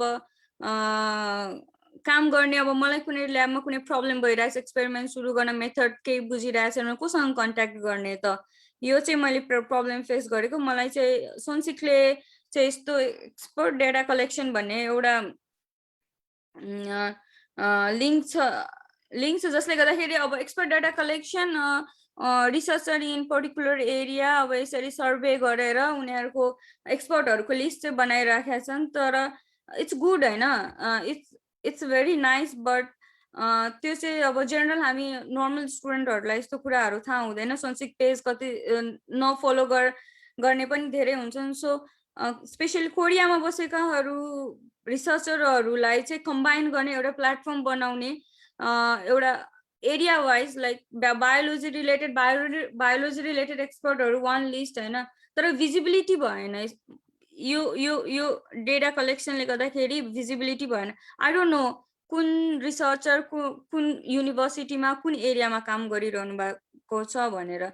सो अब यस्तो एउटा प्लेटफर्म सोन्सिककै पेजमा अब गएर okay these are the list of the person working in this particular area थाहा भयो भने I can easily go and click on that link or like try to communicate. Sorry to interrupt, यसको बारेमा म यो कन्सेप्ट र केही कुराहरू म पछि जोडाउला प्रीति, त्यसका लागि धेरै धन्यवाद। यसमा जुन हामीले फर्म कलेक्ट गरेको छौँ, यहाँबाट हामीले केही 40-50 जनाको डाटा सङ्कलन गरेका छौँ। त्यो हामी त्यहाँ हजुरले भने जस्तै यो फेसबुक पेजमा अन्यमा ट्र्याकिङ गर्न गाह्रो हुने हुनाले अहिले हामी यो कलेक्सन मात्र गर्दैछौँ। सबै कुरा हामीले उनीहरूको डाटा हामीले इनपुट गर्ने हुँदा उनीहरू कति सेयर गर्न भ्याउँछन्, तपाईँले हेर्नुभयो भने त्यहाँ उनीहरूले आफ्नो social network service profile share गर्न सक्छन्, गुगल स्कलर अन्य उनीहरू पनि सेयर गर्न सक्ने हुँदा त्यो मान्छेलाई डाइरेक्ट भोलिका दिनमा कन्ट्याक्ट गर्नेले गर्न सक्छ।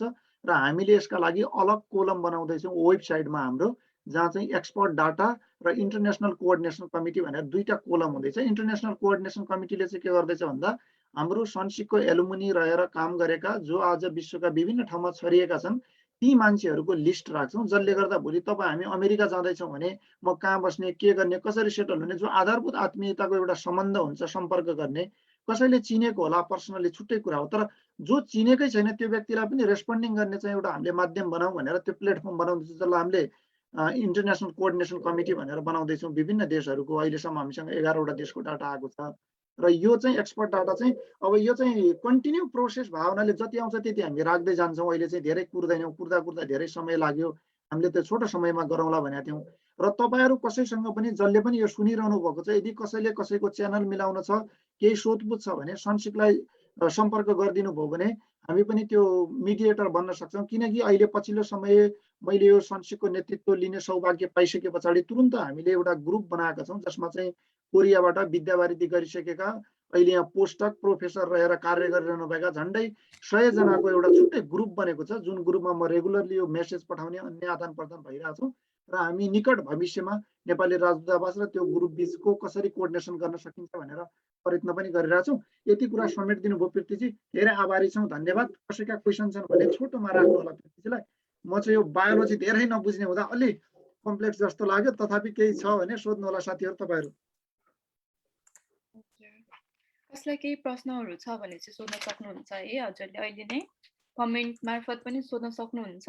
अहिले जो लाइभमा जोइन भइरहनु भएको छ हजुरहरूले फेसबुकबाट हेरिरहनु हुने अनि पछि गएर युट्युबमा हेर्नुहुने हजुरहरूले चाहिँ केही प्रश्नहरू छ भने चाहिँ कमेन्टमा पनि गर्न सक्नुहुन्छ है। अहिले जो जुममा जोइन भइरहनु भएको छ उहाँहरूले केही प्रश्न छ भने अहिले सोध्न सक्नुहुन्छ उहाँलाई।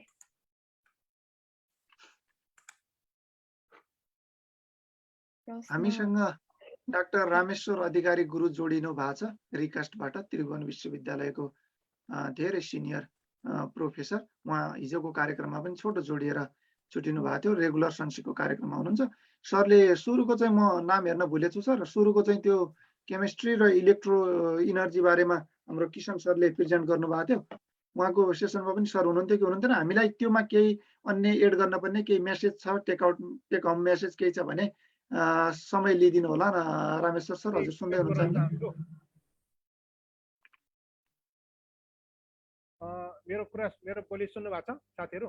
सुन्यौँ सर, सुन्यौँ। अलिक मधुरो छ तर सुन्यौँ। ल मधुरो छ, अलि ठुलो बनाउँछु नि त। ठिक भयो सर। ल ठिक छ। ल पहिला त सबैलाई एकदमै नमस्कार छ। अनि एकदमै मलाई एक दुईवटा कुराहरू एकदम मन पर्यो है, त्यो कुरा म तपाईँलाई भन्न चाहन्छु। किनभने तपाईँले गरेको काम के हो भन्ने कुरा बाहिरको आउटसाइडरले कसरी हेर्छ त्यो पनि एउटा इम्पोर्टेन्ट कुरा हो। मलाई के कुरा मन पर्यो भने तपाईँहरू चाहिँ यसरी रेगुलरली, जस्तै हिजो पनि थियो आज पनि छ होइन, सायद भोलि पर्सि पनि होला, यसरी रेगुलरली यस्तो बात मार्ने, कुराकानी गर्ने, छलफल गर्ने भनेको असाध्यै राम्रो। साइन्टिस्ट सुड डु द्याट है, म पनि गर्छु। अब मेरो पनि दिनदिनै के न के भइरहेको हुन्छ। अब तपाईँहरूको जस्तो फ्रुटफुल हुन्न होला होइन, तैपनि मलाई एकदमै मनपर्छ र यसबाट हामी धेरै अगाडि बढ्छौँ। भेरी नाइस इनिसिएटिभ, एकदमै राम्रो इनिसिएटिभ हो। अनि तपाईँहरूले यसमा चाहिँ हाम्रो आमसभामा जस्तो 1000 जना मान्छे भएन भनेर चिन्ता नगर्नुहोस् होइन।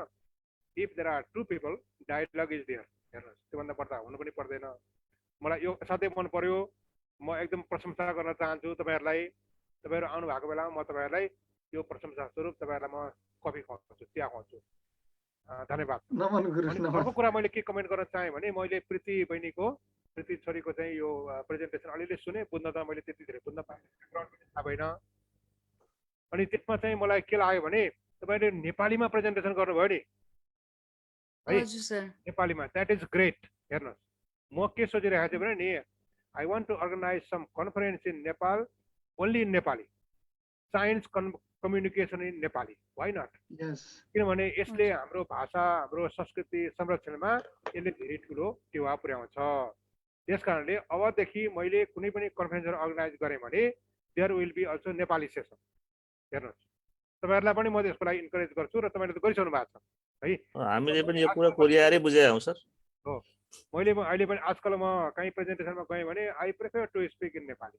मलाई एकजना सिनियर प्रोफेसरले के भन्नुभयो भने तपाईँ चाहिँ यस्तो प्रोफेसर भएर पनि तपाईँले चाहिँ नेपालीमा बोल्नुभयो, साइन्सको प्रोफेसर भएर भन्नुभयो। मैले त के भने I feel proud of that है।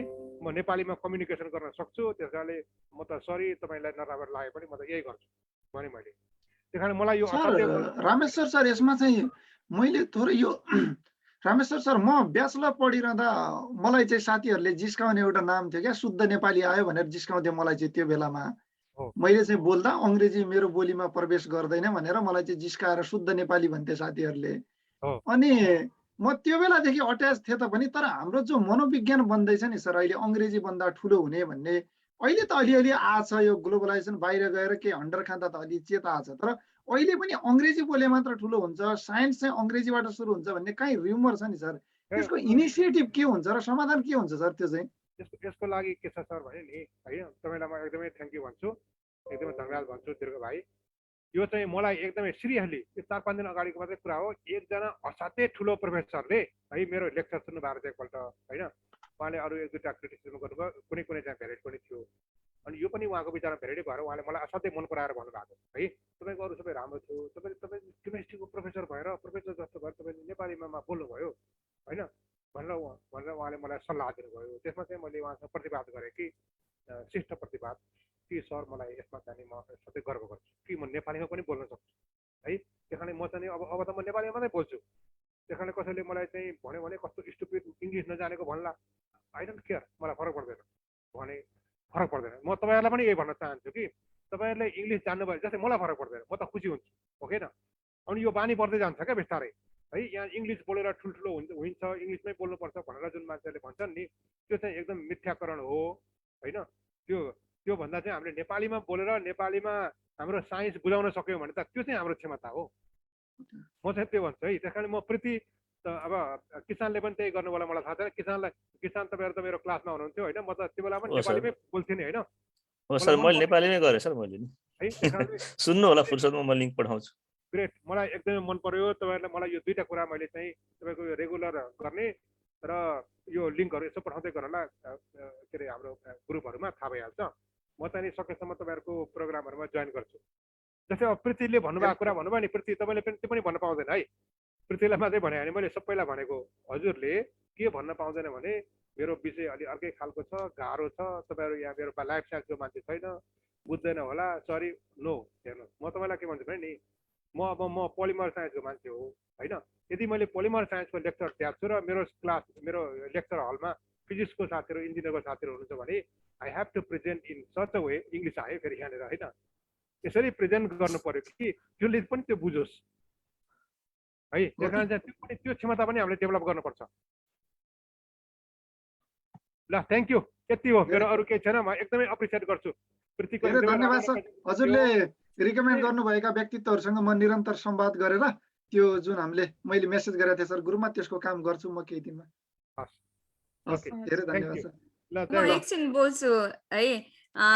रामेश्वर सर धेरै धेरै धन्यवाद प्रेस गरिदिनु भएकोमा। मेरो चाहिँ यो अब सब्जेक्ट रिलेटेड चाहिँ यो 4 वर्ष भयो। 4 वर्षमा फर्स्ट टाइम नेपालीमा अब त्यो टेक्निकल टर्म्सहरू युज गरेर फर्स्ट टाइम हो मैले प्रेजेन्ट गरेको। गाह्रो त गाह्रो भयो, बुझाउन गाह्रो हुन्छ। फ्लुएन्सी पनि कन्टिन्युअस अब मैले इङ्ग्लिसमा भन्नुपर्दाखेरि नेसनल इन्टरनेसनल ठाउँमा प्रेजेन्ट गरिसकेको छु। इङ्ग्लिसमा भन्दाखेरि फरर म त 5 मिनटमा पनि भन्न सक्छु होला बुझाउने गरी, तर अब नेपालीमा भन्दाखेरि चाहिँ म त एकदमै अड्के। मेरो प्रेजेन्टेसन चाहिँ यस्तो अब अड्की भन्नु परिरहेछ जस्तो लागिरहेको थियो। फर्स्ट टाइम हो मेरो नेपाली प्रेजेन्टेसन। सो नेक्स्ट पछिबाट चाहिँ म एकदमै प्र्याक्टिस गरेर नेपालीमा बुझाउने प्रयास चाहिँ गर्नेछु सर। राम्रो हुन्छ। अनि म तपाईँलाई अर्को पनि एउटा कुरा बताउँछु होइन।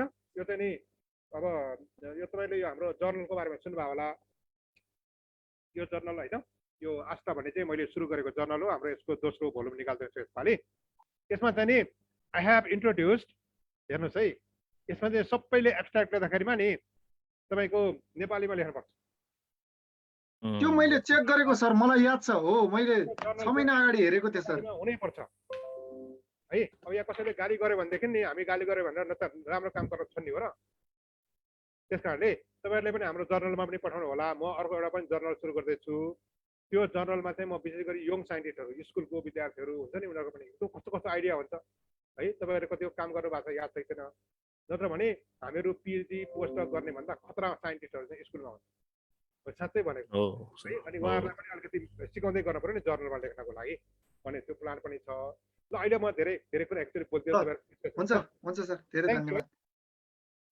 धेरै धन्यवाद अनि अघि प्रीति म्यामकोमा चाहिँ अब कसैलाई केही कन्फ्युजन क्वेसनहरू छ भने भन्नुहोस् भनेर भन्दै थिएँ है क्वेसनहरू छ भने चाहिँ सोध्न सक्नुहुन्छ अनि छैन भने चाहिँ आजको अस्मिता बहिनी म बोलौँ है हुन्छ हजुर हुन्छ किशन सर प्रीतिजी धेरै राम्रो प्रेजेन्टेसन गर्नुभयो फर्स्ट एटेम्प्ट भन्दै हुनुहुन्छ झन् एकदमै राम्रो गर्नुभयो तपाईँको एटेम्प्ट एकदम राम्रो प्रशंसा गर्न चाहे मैले क्वेसन त केही पनि छैन मैले क्वेसन सोध्ने गरी त बुझिनँ है नराटी भन्दाखेरि तर तपाईँले एटेम्प्ट चाहिँ धेरै राम्रो गर्नुभएको बुझाउन खोज्नु भएको तपाईँ चाहिँ अब काममा प्रेजेन्टेसन गर्दा अझै बुझाउन चाहनुहुन्छ भने मेरो चाहिँ व्यक्तिगत सुझाव चाहिँ अब तपाईँ चाहिँ आफूले हामीले गरेको काम त हामीलाई बेसिक कुराहरू त यो त नर्मल कुरा बुझिहालिन्छ भने जस्तो लाग्दो रहेछ तर डिफ्रेन्ट फिल्डको मान्छेलाई चाहिँ बेसिक कुरै इन्क्लुड गरिदिएर हाम्रो काम चाहिँ यो गरे मात्रै भनेर देखाउँदा हुन्छ जस्तो लाग्यो भनेको हाम्रो रिसर्चको फिल्डलाई मात्रै इन्ट्रोड्युस गराइदिउँ हामीले हाम्रो रिसर्चको कामलाई त बुझाउन त आफ्नो फिल्डभन्दा बाहिरकोलाई त अलिकति गाह्रो नै हुन्छ जस्तो लाग्छ सकेसम्म जर्नलाइज गर्ने हो तपाईँले सकेको कोसिस गर्नुभयो धेरै कुरा बुझ्यो कति कुरा अब बुझिन्छ होला फर्दर यसो बुझ्न चाहने मान्छे गुगल गरेर हेर्दा फर्दर बुझिन्छ होला होइन धन्यवाद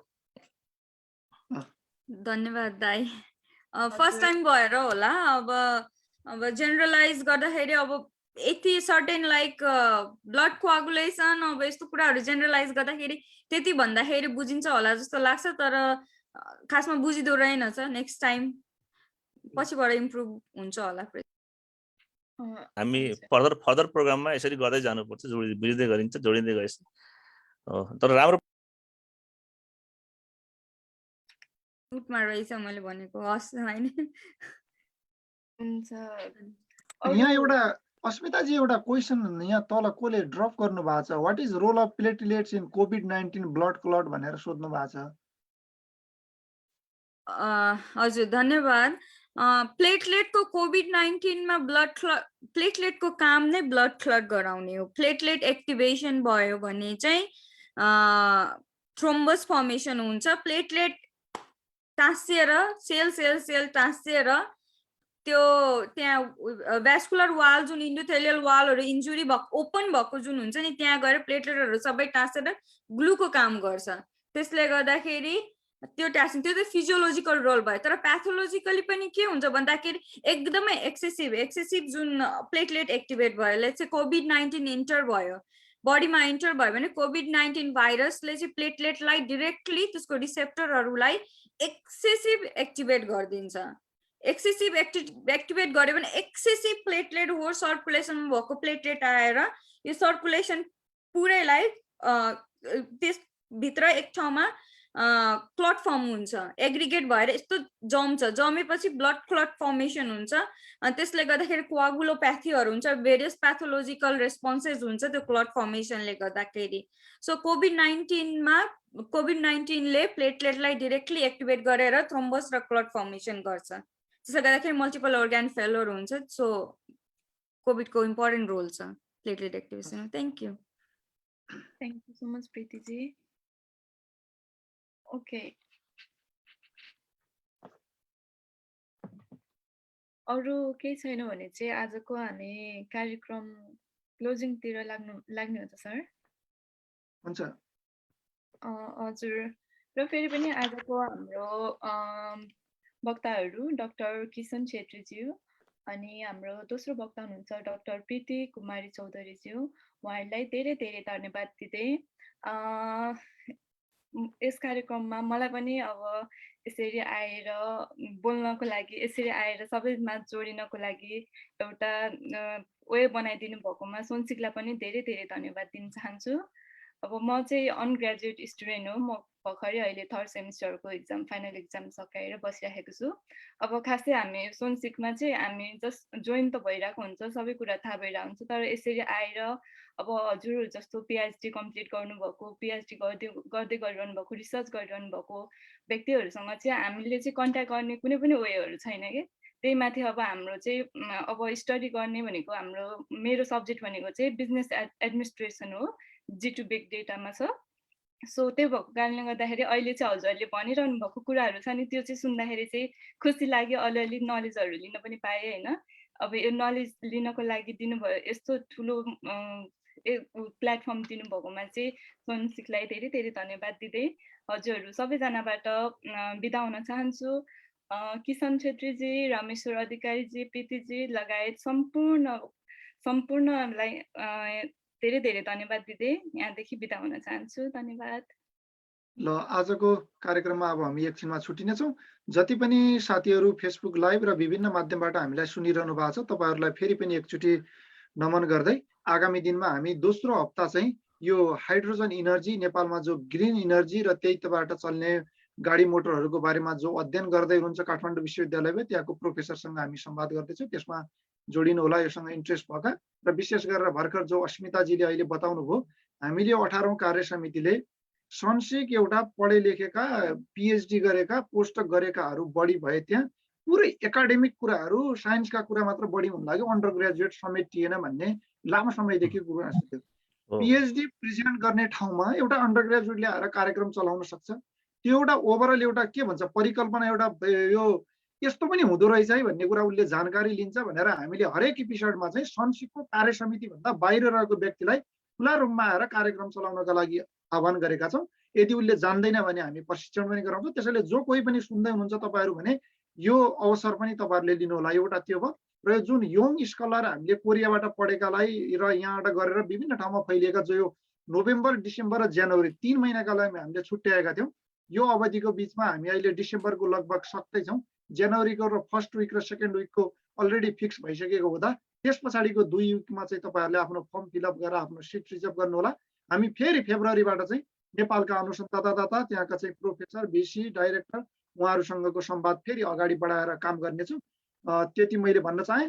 र म यहाँ कुरा हरेक एपिसोडमा हामीले केही न केही मेसेज छोड्ने गर्छौँ। यो कुरामा चाहिँ मैले जोड्न खोजेको एज अ पिएचडी गरिरहेको अनुसन्धाताको दिमागमा के खेल्छ ग्रेजुएट नियर टु आइरहँदा र आफ्टर ग्रेजुएट त्यो लिइसके पछाडि त्यो फेजबाट पर गइसकेको पोस्टकले चाहिँ त्योभन्दा परको परिकल्पना चाहिँ के सोध्छ। यो दुईटै कुराहरू आज हामीले जोडेको हुँदा 1-1 मिनटको समयमा हामी सबैलाई चाहिँ होमटेक मेसेज केही हुन सक्छ भने समय लिइदिनका लागि पहिला किशन सरलाई म अनुरोध गर्छु। धन्यवाद दिगजी। सोनसिक अब हामी कोरिया आउनेबाट नै थाहा भएको सोनसिक भनेर, तर दीर्घजी चाहिँ अब कार्यभार अध्यक्षको सभापतिको कार्यभार सम्हालिसकेपछि जुन तरिकाले इफोर्टले सोनसिकलाई अगाडि लानुभएको छ, अघि पनि मैले अघि नै पनि सुरुवातमा जिस्केर पनि भने तपाईँले रिसर्च कतिखेर गर्न भ्याउनुहुन्छ, फुल टाइम सोनसिकमा हुनुहुन्छ पनि भने होइन। त्यस्तै अब दीर्घजीले एकदमै इफोर्ट लाउनुहोस्। तपाईँ पहिलेदेखि सोनसिकमा जोडिँदा सचिव हुँदादेखि नै पनि राम्रो इफोर्टमा जोडिनुहोस्। तर अहिले जुन तरिकाले सोनसिक जानुपर्ने हो त्यो फुल मोडलमा चाहिँ गइरहेको चाहिँ अनुभव भइरहेको छ। र तपाईँले भन्नुभएको कुरा अब एज अ रिसर्चर हुँदाको प्रेसर चाहिँ छुट्टै हुन्छ। पिएचडी हुँदाखेरि चाहिँ अब ग्रेजुएसन सक्नुपर्ने हुन्छ, टार्गेट हुन्छ, पेपर पुऱ्याउनु पर्ने हुन्छ। अब प्रोफेसरले टार्गेट दिनुभएको हुन्छ यति इम्प्याक्ट फ्याक्टरसम्मको पेपरहरू निकालिसक्नु पर्ने हुन्छ ग्रेजुएसनको लागि 4 वर्षभित्रमा भन्ने टार्गेट हुन्छ। त्यसले एउटा प्रेसर दिएको हुन्छ काममा। त्यसले गर्दाखेरि चाहिँ कहिलेकाहीँ बिहान 4 बजेसम्म नि ल्याबमा बसेर काम गरेका छौँ, विकेन्डमा पनि ल्याबमा बसेर काम गरेका छौँ। युएसतिर हुनुभएको साथीहरूसँग कन्ट्याक्ट हुँदाखेरि कहिलेकाहीँ जिस्काउनुहुन्छ, शनिबारतिर मेसेज गरेर ल्याबमै होलास् नि त भन्नुहुन्छ होइन। उहाँहरूले चाहिँ हामी 6 वर्ष लाग्छ, तिम्रो 4 वर्षमा 3 वर्षमा भ्याउँछु, के पिएचडी हुन्छ भन्नुहुन्छ। तर हामी ल्याबमा बसेको टाइम जोड्ने हो भने उहाँहरूको तुलनामा बढी हुन्छ फेरि कम्पेरिटिभली भन्दाखेरि। उहाँहरू विकेन्डमा जानुहुन्न, उहाँहरू रिसर्च भनेकै यहाँ मास्टर्स सकेर मरिमेटी मास्टर्स पढेर गए मान्छे उहाँ गएर फेरि मास्टर्स पढ्नुहुन्छ, अनि बल्ल पिएचडी गरेको पनि फेरि टिचिङ एसिस्टेन्ट गर्नुहुन्छ, अनि बल्ल रिसर्चमा छिर्नुहुन्छ उहाँहरू। हामी चाहिँ आएको भोलिपल्टबाट ल्याब छिरेर काम गर्नु पनि दबाब हुन्छ हामीलाई।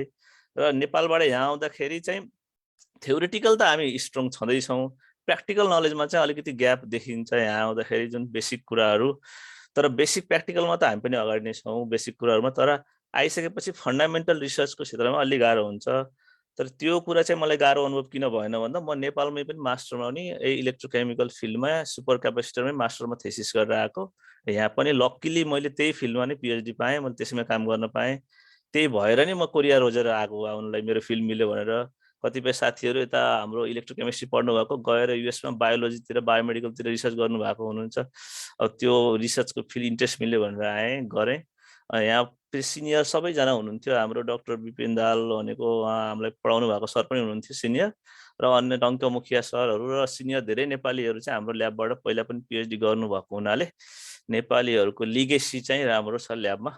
फर्दर अहिले म भन्दा पछि पनि हाम्रो देवेन्द्र आचार्य, ईश्वर पाठक सरहरू जोइन हुनुभएको छ भर्खरै लास्ट सेमेस्टरबाट। त्यसले गर्दाखेरि पिएचडी गरुन्जेल चाहिँ प्रेसर हुन्थ्यो। पोस्टडक भइसकेपछि पनि एउटा के हुँदो रहेछ भने त्यसपछि अब म आफ्नो मात्रै रिसर्च गर्ने होइन कि, अब आफ्नो ल्याबमा हुनुभएको जुनियर प्लस अब अरू आफ्नो फिल्डमा काम गर्नुभएको साथीहरूसँग कोल्याबोरेसन कसरी गरौँ, नेटवर्किङ कसरी गरौँ, फर्दर लिङ्क कसरी बढाउँ, फर्दर मेरो अब चाहिँ अब डेभलपमेन्ट कसरी होस्, मेरो रिसर्चको फिल्डमा चाहिँ अब मैले के योगदान दिन सक्छु त नि आफ्नो देशलाई अथवा आफ्नो रिसर्चको फिल्डलाई साइन्समा के दिन सक्छु भन्ने टाइपको फिलिङ आउँदो रहेछ। अलिक प्रेसर चाहिँ कम हुन्छ मेरो व्यक्तिगत विचारमा चाहिँ। धन्यवाद। धन्यवाद सर। केपीजी हजुरको केही छ एज अ स्टुडेन्ट रहिरहँदा नियर टु ग्रेजुएटको लाइनमा हुँदा? धन्यवाद दाइ। नियर टु ग्रेजुएट हुँदाखेरि सबभन्दा धेरै प्रेसर अहिले पाइरहेको छु जस्तो लागिरहेछ मलाई। यत्रो दिन के गरेँ कसो गरेँ, अब दिनदिनै गयो ल्याबमा, काम गरियो आइयो। मेरो ल्याब पनि स्याटरडे सन्डे पनि हो कन्टिन्युअस। आइतबार पनि आज पनि अहिले संसिदको प्रोग्राम भएर मात्रै प्रोफेसरसँग मेरो आज पर्सनल सेमिनार छ, म एटेन्ड गर्न सक्दिनँ आजको ल्याब भनेर छुट्टी लिएर आएको हो अहिले पनि। त्यही भएर गाह्रो चाहिँ हुन्छ। अब सबै 2 वर्ष भयो नेपाल पनि नगएको, अनि यसपालि चाहिँ मेरो पालो थियो नेपाल जाने, तर प्रोफेसरले भन्नुभयो नि you are near to graduate, so I'm sorry I cannot give you holiday, and nobody takes holiday before graduating, 6 months before graduating. त्यस्तो मेन्टल प्रेसरहरू त भइरहेछ, इमोसनल प्रेसर, कामको प्रेसर, अल टुगेदर अब डिप्रेसन छ। So near to graduate is the hardest thing जस्तो लाग्छ मलाई। धन्यवाद कृतिजी। रामेश्वर सर हाँस्दै हुनुहुन्छ, केही भन्नु छ भने अहिले भन्नु होला। म पनि चाँडै विद्यावारिधीको अन्त्यतिर प्रवेश गर्छु कि 1-1.5 वर्षभित्र भन्ने चाहिँ कसैलाई त बोल्न चाहे यहाँ दिर्घजी। म मास्टर्स हजुर। पढ्दा रामेश्वर सरले भनेको कुरा याद छ कि कोरियासँग रिलेटेड एउटा कुरा भन्नुभएको थियो सरले। हामी मास्टर्स पढ्दै गयो, त्यतिखेर त माइन्डमा कोरिया पिएचडी गर्न जान्छु भन्ने कुरा केही पनि थिएन। त्यो कुरा चाहिँ मलाई पछि एकैछिन झल्यास के गर्दा याद आयो कि सर चाहिँ सायद त्यतिखेर यो इन्टरनेसनल सेमिनार हुँदा कोरिया आउनु भएर पुरानो हाम्रो एङनामतिरको साथीहरूलाई धेरैलाई भेट्नु भएको रहेछ सरले। पछि यहाँ साथीहरूसँग कुरा गर्दा रामेश्वर सर आउनु भएको थियो भन्दा थाहा भयो कि कोरियामा चाहिँ। हजुर कृष्ण समाइजी मैले यहाँ भर्खर यहाँ पार्टिसिपेटमा देखाएको थिएँ। हजुर मैले त्यही बेला भेटेको उहाँसँग। ए हो, कृष्ण समय दाजु हो, हाम्रो आदरणीय दाजु हुनुहुन्छ। तपाईँले हामीलाई क्लासमा भनेको कुरा आउँछ कि सर एकदम म चाहिँ प्रेसर हुँदो रहेछ एकदम। प्रोफेसर पनि राति 12 बजीसम्म बसेर काम गर्ने रहेछन्, विद्यार्थीहरू पनि 12 बजीसम्म गर्दो रहेछन् भन्नुहुन्थ्यो। त्यो कुरा झल्झली याद आउँदै सर मलाई पिएचडी गर्दा चाहिँ।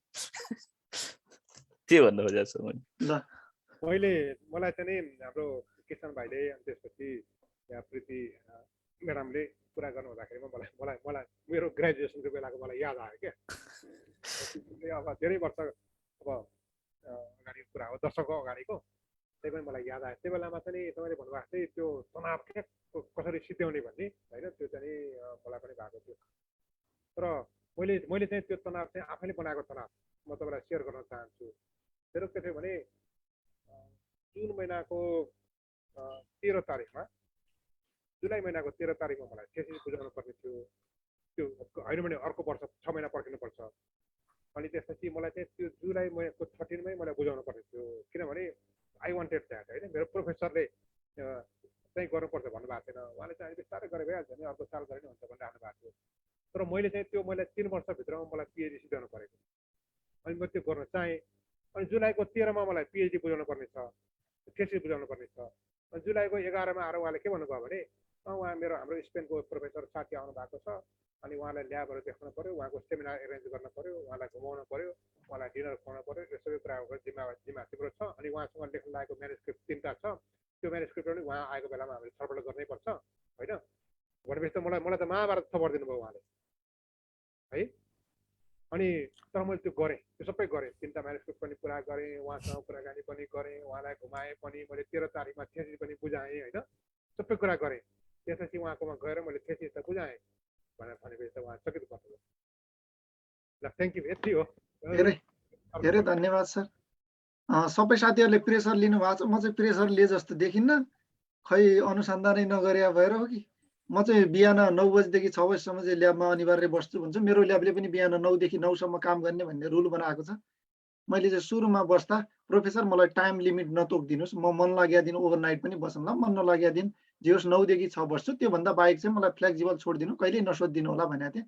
प्रोफेसरले सुरुको पटक केही गाह्रो माने पनि अहिले फ्री छोड्नु भएको छ। शनिबार आइतबार म इन्डिपेन्डेन्टली अन्य काममा यी काममा लाग्छु, अध्ययन गर्छु।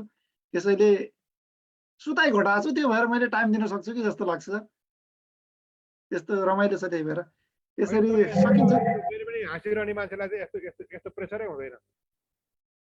म पहिला यी सन्त महात्माहरूका कुरा सुन्दा 4-5 घन्टा सुत्छन्, 2-3 घन्टा यिनीहरू सुत्छन्, हावा कुरा गर्छन् भन्ने लाग्ने क्या सर। मैले आफ्नो सुता अहिले मैले 4.5 देखि 5 घन्टा झराएँ र म नर्मल्ली फुल फेजमा काम गर्छु, केही समस्या छैन होइन। एक्साइटमेन्ट मात्र देख्छु जीवनमा। मान्छेले चाहिँ प्रेसर भयो, तनाव भयो, यो भयो भन्छ, यसो हेर्छु हाँस्छु, रमाइलो छ सर। त्यसैले कसरी ह्यान्डल गर्ने भन्ने आफ्नो लाइफ हो। यसलाई चाहिँ तनावबाट तपस्यातिर भनिन्छ। यसरी काम गर्नुहुन्छ कि एकदमै कन्सन्ट्रेटेड भएर त्यो आफ्नो उद्देश्यतिर मात्रै हेर्नुभयो भने तपाईँलाई त्यो थाहै हुँदैन तनाव भएको। त्यो चाहिँ हुन्छ सर कहिलेकाहीँ त्यसो चाहिँ। सबै कुरा ल, हामी धेरै लामो समय लियौँ, तर यसले गर्दा अन्तको मेसेज चाहिँ सबैलाई उपयोगी हुन सकोस् यो फेजमा भनेर हामीले 2टा सिनारियो र सबै कुराहरू जोड्यौँ। आदरणीय लामो अग्रज अनुभव लिनुभएको रामेश्वर अधिकारी सर जोडिनु भयो, त्यसका लागि हामी सौभाग्यशाली छौँ। र आजको लाइभ प्रोग्राम यहीँ समापन गर्छु। हामी फेरि दोस्रो हप्ता भेट्नेछौँ। सबैलाई धेरै धन्यवाद। शुभरात्री।